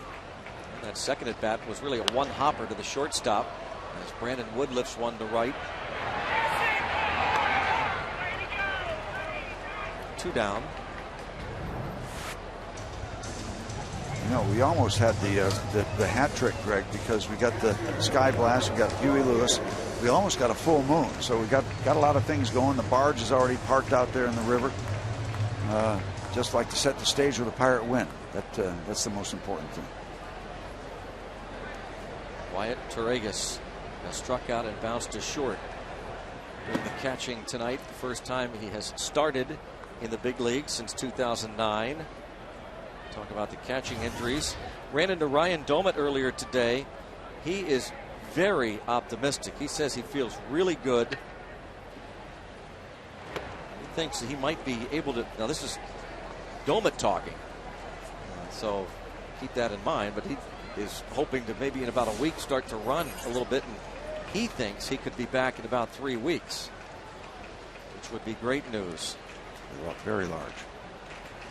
But he's still wearing the boot, but he says, I'm to the point where, in terms of how I feel, don't feel like I even need that right now. 6-3 on the putout. Pirates leave a man. They've had a man on base in each of the first 6. They lead by 1. 3-2 Bucks.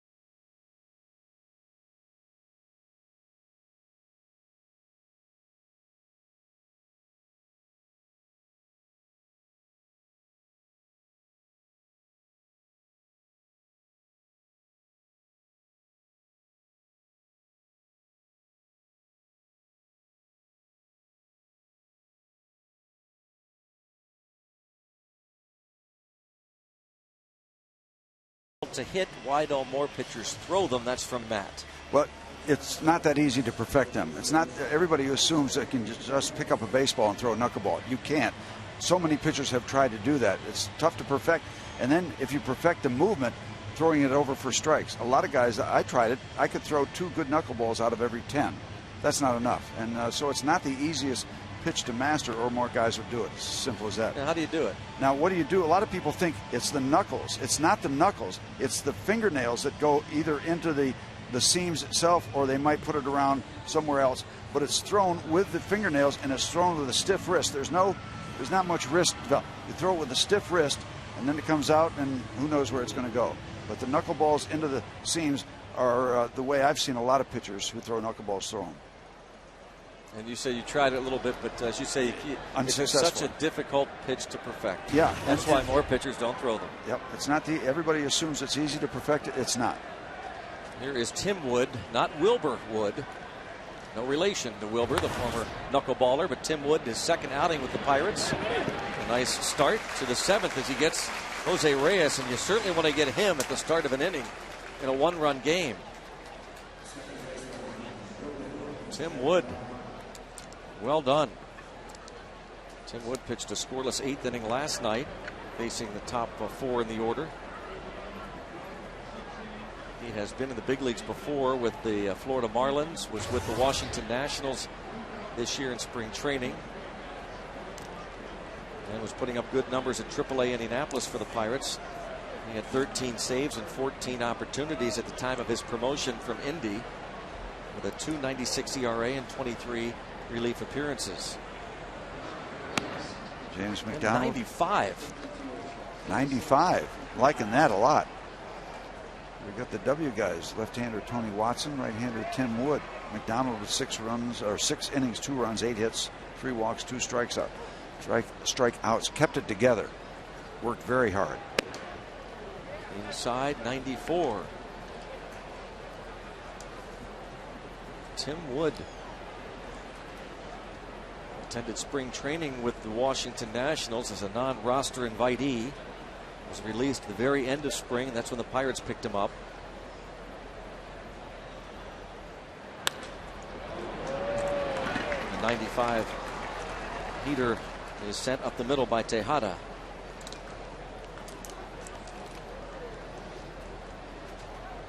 Proving once again that major league hitters can catch up to 95.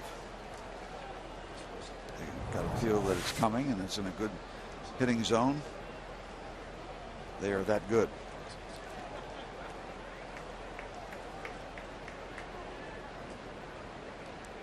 Facing Beltran. And bounce to Overbay. 1. Easy. 2. Easy does it. That's the way you do it. Tim Wood. A scoreless top of the 7th inning, and we're going to keep it right here for the 7th inning stretch and take me out to the ball game in front of a sellout crowd. And join everyone watching at home on Root Sports as we sing "Take Me Out to the Ball Game."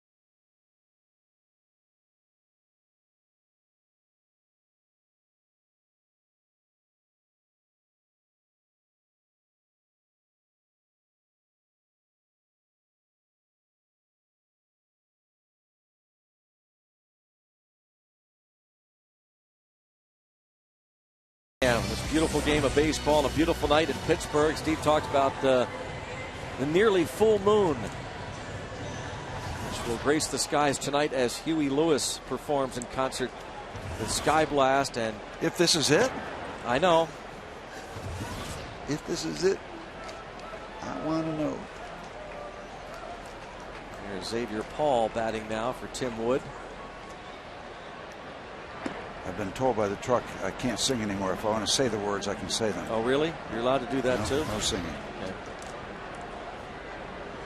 The power of the truck, we're told. It's the power of truck.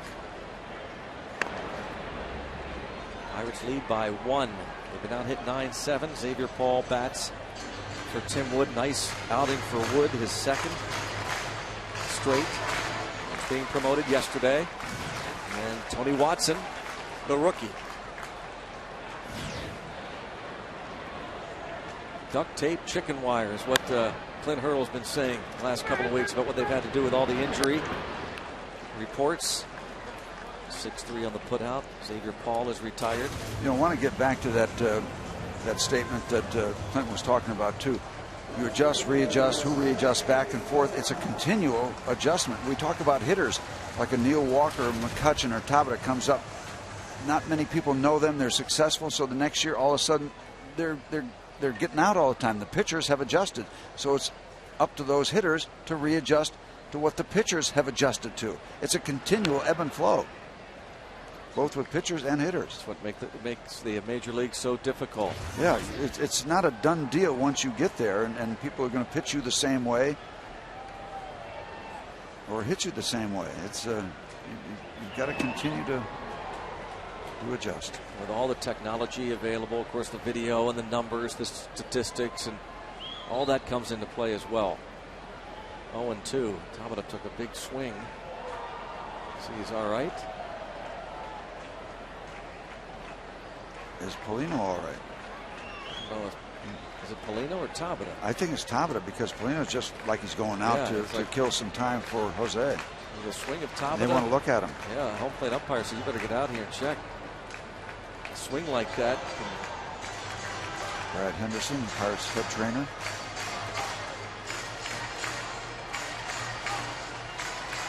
Tabata has had a bit of an issue with that left hand. It's bothered him for a while. Looks like maybe even a wrist.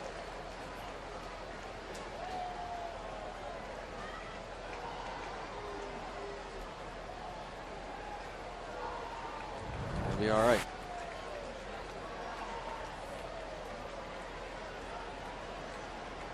See him shake that left hand after the swing. Well, at least we got Brad some FaceTime on TV. And do.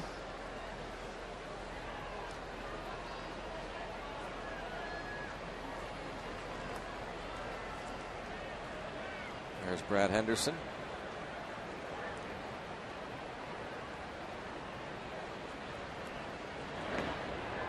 One and two.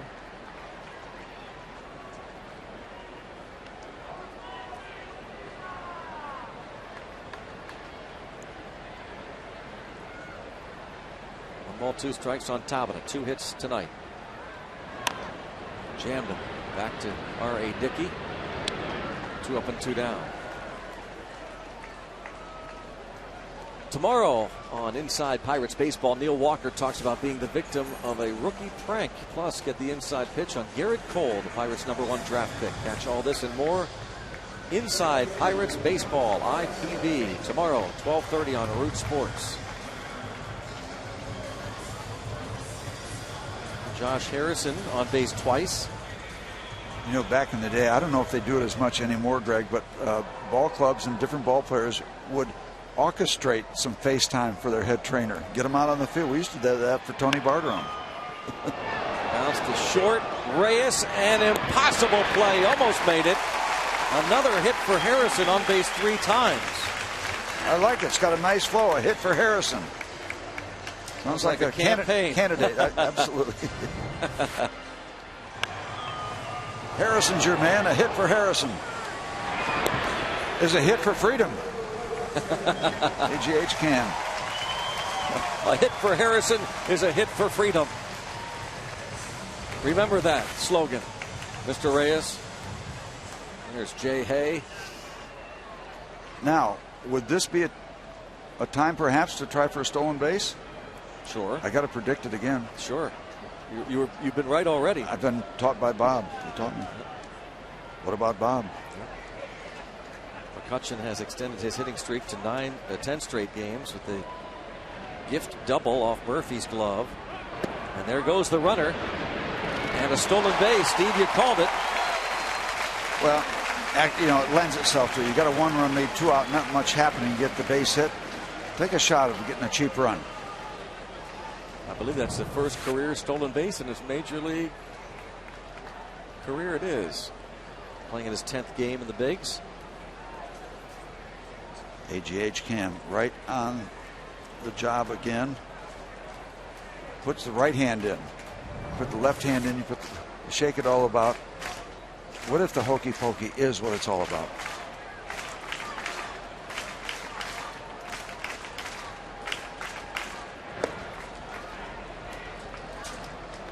Two 2-0 on McCutcheon. Check out the key matchups of the day. Brought to you by Day Automotive. R.A. Dickey, Andrew McCutcheon. Thank you, Day Automotive.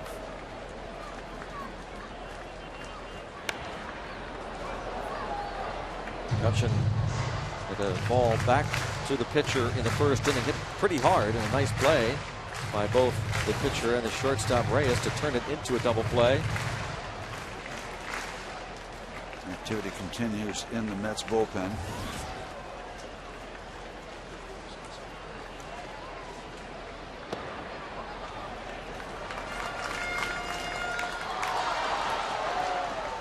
Three and one. Just a little home run progress report. Mr. Alex Rodriguez hit .626 today, 4-0 win at the stadium over the Indians. Fouled off McCutcheon.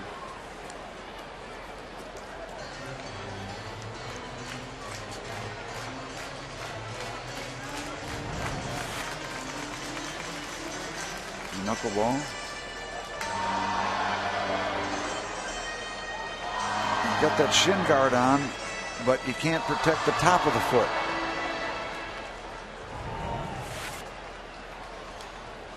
Three and two, 2 outs. Bucks up by 1, looking for insurance in the 7th.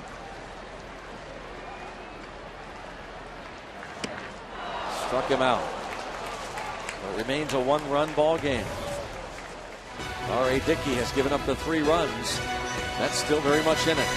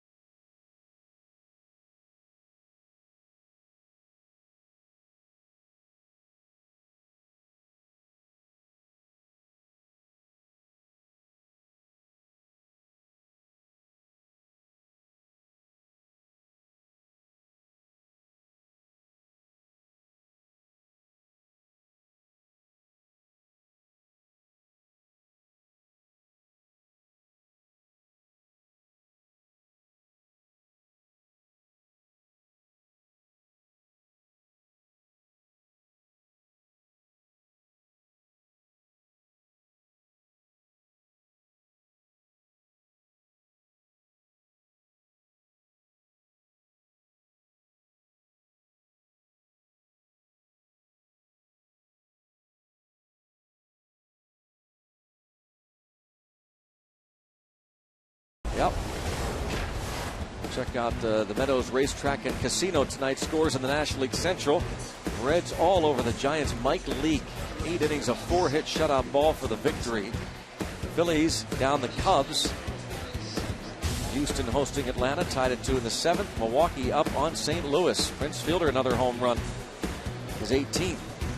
5-2 in the 7th inning. As Steve said, changes for the Bucks. Brandon Wood moves from short to third.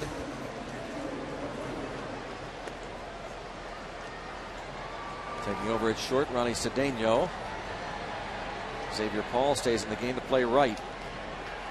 And left-hander Tony Watson making his third major league appearance. He was very good in the first two. The 2 strikeouts Wednesday night, dramatic strikeouts, and then an inning and a third.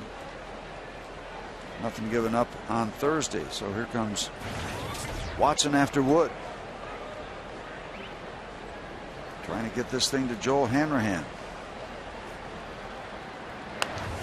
First pitch swinging and popping it up near the seats. On a play.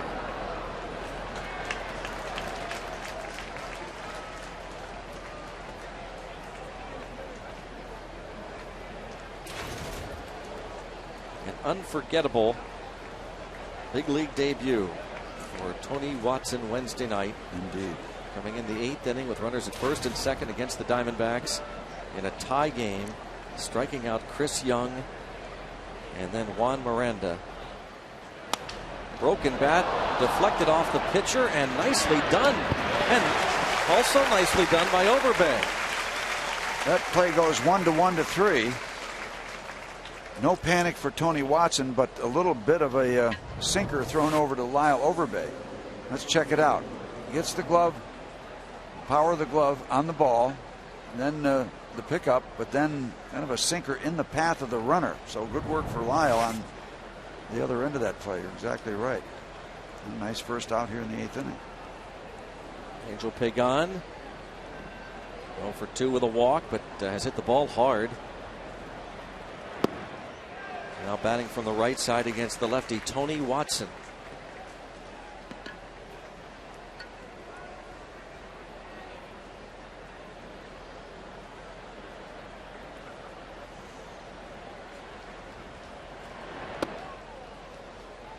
Angel Pagan, not related to the late Pirate Jose Pagan.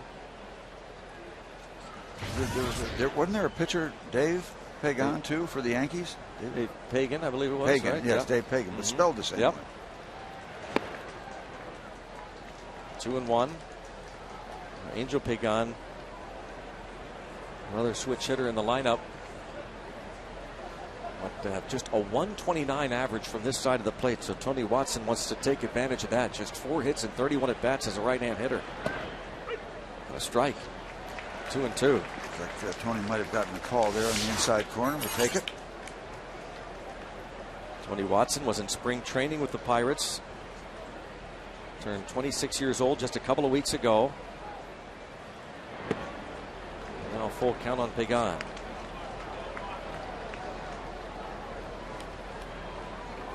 He was 2 for 5 last night with a couple of runs scored.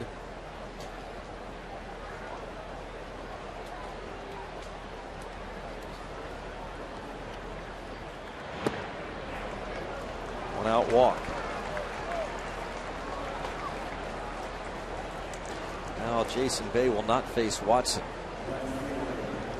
Ken Hurdle was hoping Watson would get the first 2 men. He will go down to, looks like, Jose Veras to face Jason Bay with a man on and 1 out in the 8th. Watson retires the left-hand hitting Daniel Murphy, but walks the switch hitter Angel Pagan. A dangerous business, too, with the power that Jason Bay represents, regardless of who he's hitting against. So you didn't want that to happen, because now if he hits a long ball, all of a sudden it goes upside down and the Mets have the lead. See if Veras can get the final 2 outs of this 8th.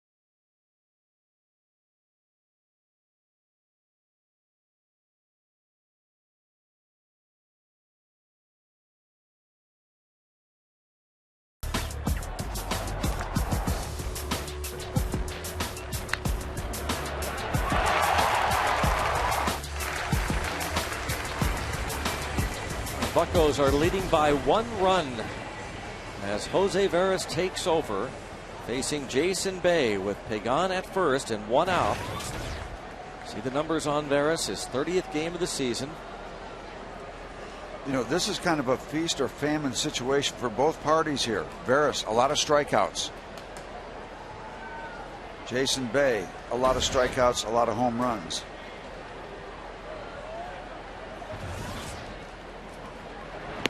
There are times when Veras, a few times, not many, has been extremely wild. Bay 1 for 6 in his career against Jose Veras.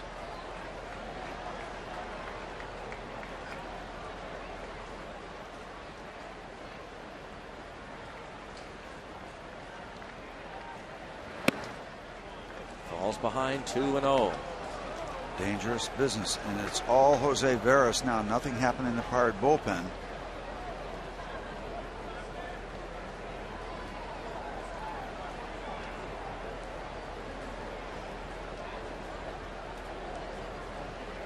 Dangerous business right here. Hit hard to center, McCutcheon. Boy, that ball was hit right on the button. There have been so many line drives at people in this ball game, and the Pirates have had the edge of outs resulting from a lot of those line drives. This ball was hit right on the button.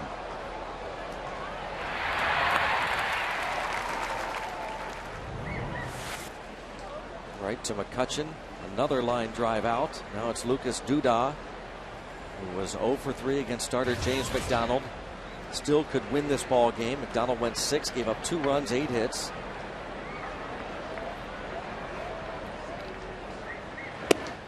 Ball 1.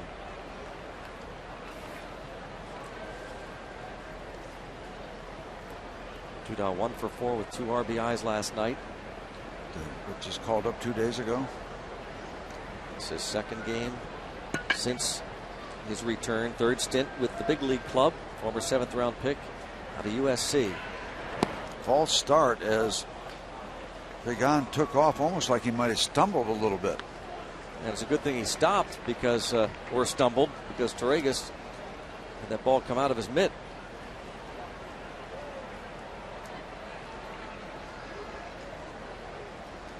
.2-0 count. Lefties hitting .205 against Jose Veras. 8 for 39.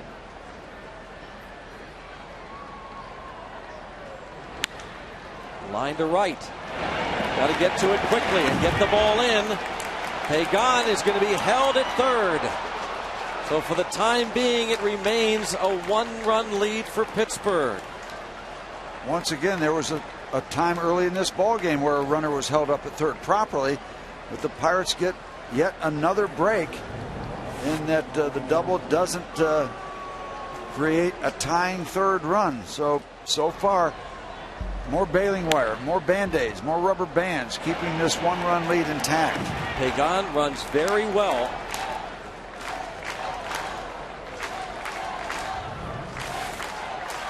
Now Veras facing Ronnie Paulino, the former Pirate.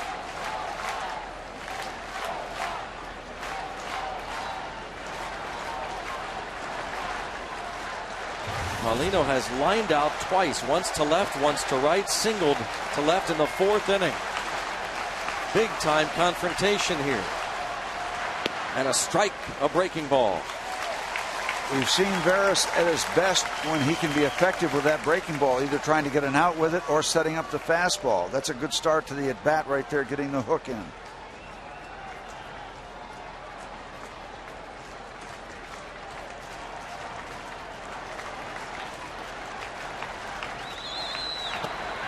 There's the hook. Now, okay, here's what we got. 2 strikes with the curveballs. You're out in front 0-2. You got to go again with it, Steve, I think. Well, maybe what you got to do right? is you got to have Torregas on his A game because you got a runner at 3rd base, 1-run ball game. You're trying to stay out of the strike zone here. Yeah. Just got a piece of it. Began thinking it might have not have even gotten a piece of it. Paulino has struck out only 10 times. We're talking about 68 at bats. See what he has done with men in scoring position and 2 outs. Well, you're looking that up. Torregas out to talk to Veras. Now, you might want to come up and in with a fastball, but you got to make sure your catcher is alert to the fact that he is also, along with a batter, seen 3 breaking balls. So he's got to be ready if they want to go up and in with a fastball to either try to get the strikeout or just get him to look at it and set up another hook. It's tough work for Torregas. They went upstairs and he fouled it off to the right. With a fastball, they went up and Paulino able to foul it off. Okay, now what's going through Paulino's mind? Are they going to come back with a hook? He's got to be prepared for that. So the cat and mouse, you could come back with a fastball here. You could make a case for that. But again, you've got to have your catcher on guard. Like that.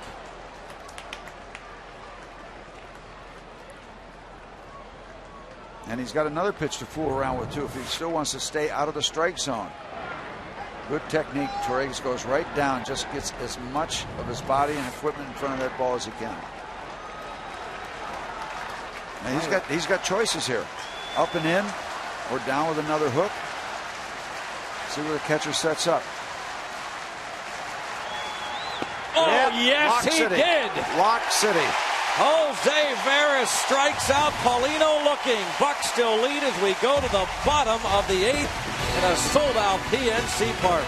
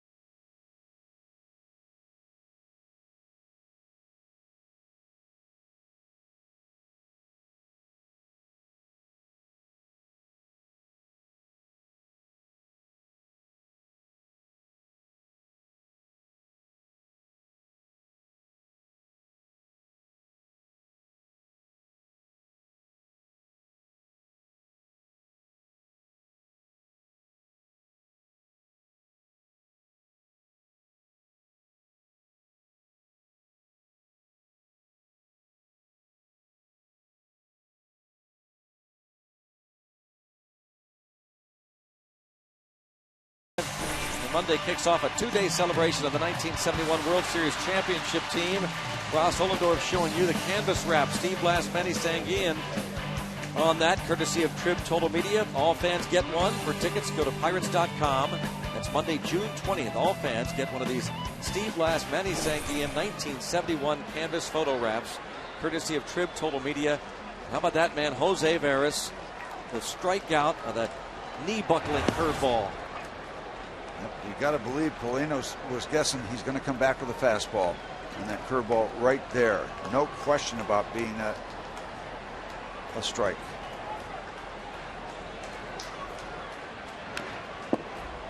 Wouldn't be all bad to get 1 or 2 more, by the way, here in the bottom of the 8th. Would not be all bad.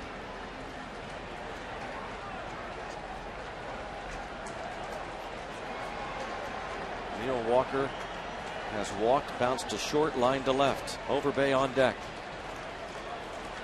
Ray Searage, Pirates pitching coach, making some notes, and down on strikes goes Neil Walker. 4th K of the night for R.A. Dickey. This crowd is sensational. 39,000 273.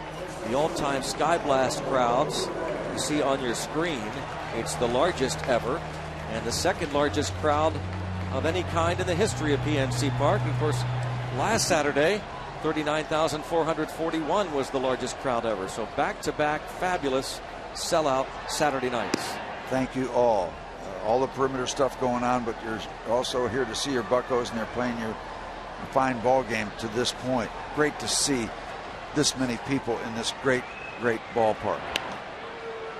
Popped up to shallow left, Bay. 2 up, 2 down for R.A. Dickey, who has not had a 1-2-3 inning yet. But he was victimized that play at third base. It was ruled a double, but you talk to Murphy right now, Daniel Murphy, he will tell you he should have made that play. So R.A. Dickey has pitched a whale of a ball game, but he is on the hook at this point. That one play that would have been the third out of the inning has been the difference.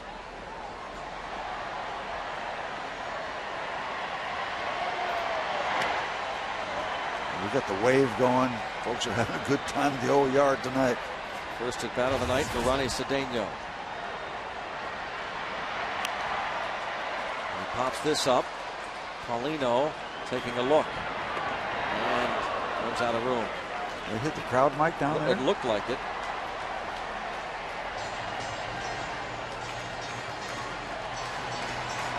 There's a microphone right in back of home plate.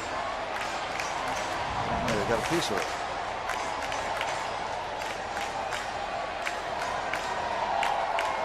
Crowd mic or the crowd camera. A little rattle. 1 ball, 1 strike. And now 1-2. On Cedeno. It might be one of the top 2 or 3 waves too I've seen at this ballpark.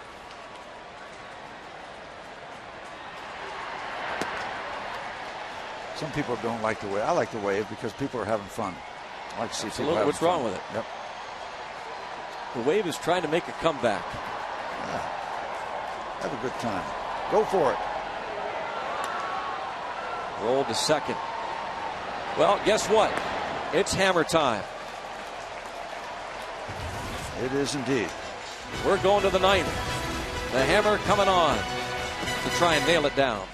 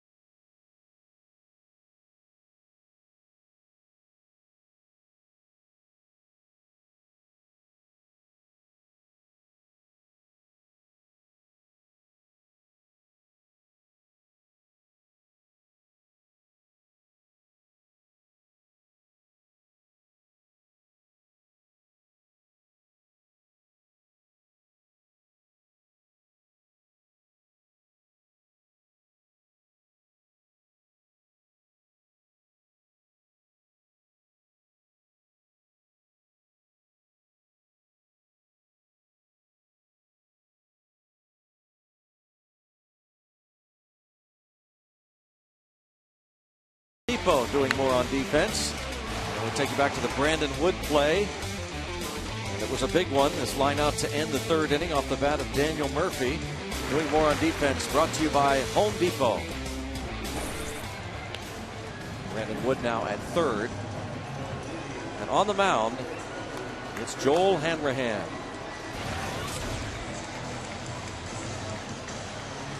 15 out of 15. A 1-2-3 9th inning on Tuesday to nail down that 15th save over the Diamondbacks. And it looks like we've got Jason Pridey going to start. Pridey, yep, going to start the parade. Hanrahan pitched in one of the 4 games in New York. It was not a safe situation. On Tuesday the 31st, the game McDonald pitched, but he did deliver a 1-2-3. Ninth inning did Joel Hanrahan. Friday, then Reyes and Tejada. 39,273 on hand at PNC Park, the second largest crowd in the history of this yard. 97-mile-an-hour start. Dickey goes 8 innings, giving up 3 runs on 8 hits, a couple of walks, 4 strikeouts. Second largest this year, third largest in the 10-year history of this ballpark, and the 4th sellout of the season. It's 1 ball and 1 strike on Friday.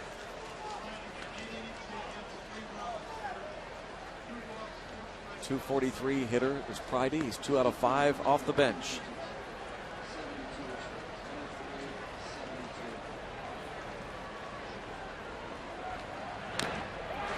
One and 2. We all know about the great fastball of Joel Hanrahan, but when he complements that fastball with a slider over the plate, I mean, it is lights out. I was talking to Ray Sears. He said, yeah, when he complements the fastball with a slider, it is very, very difficult. Check swing, flare, and Neil Walker makes a difficult play. Awkward, very awkward. Looked like almost a check swing, exactly. And Neil was fortunate he did not get caught in between a short bounce.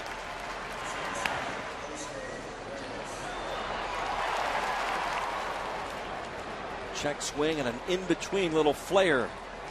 Walker makes the play, 1 away, and to the top of the order in Jose Reyes. Those are the kind of plays that can be heartbreakers, because if you don't catch it before it gets on the ground, all bets are off. See how they pitch Reyes. Strike 1 with a fastball, 98 on the gun. Reyes tonight, 2 more hits, the league leader in hits and batting. 0-2. Another fastball.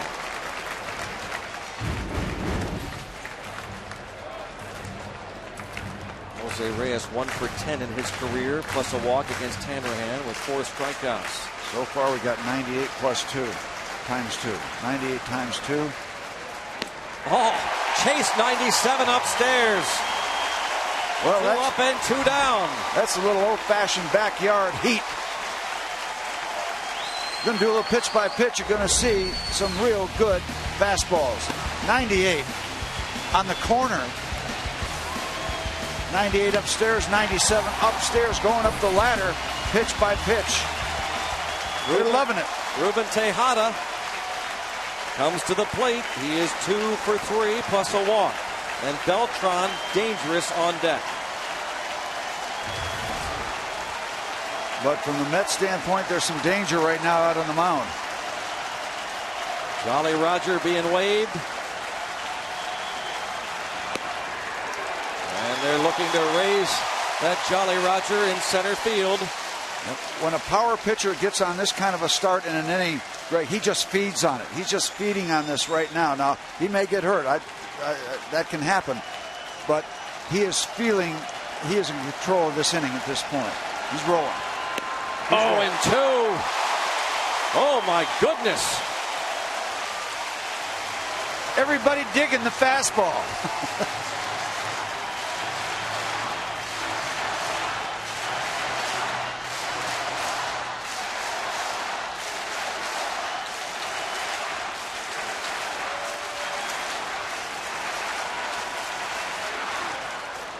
One and 2. There was the slider. For effect, perhaps. Give him a different look. Got the idea that Joel doesn't want to get hurt with his second best pitch tonight. He's getting it there in a hurry.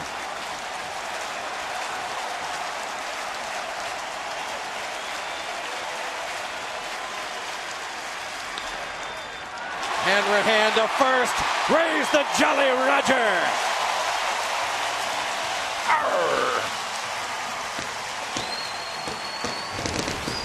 Nice ball game for the Pirates. It wasn't pretty in some regards, but give credit to James McDonald for keeping it together. Just 2 runs given up. The Pirate bullpen coming in. Good looking defense. and a big Pirate blue-collar win in front of a huge crowd. What a job by the Buccos tonight to even the series.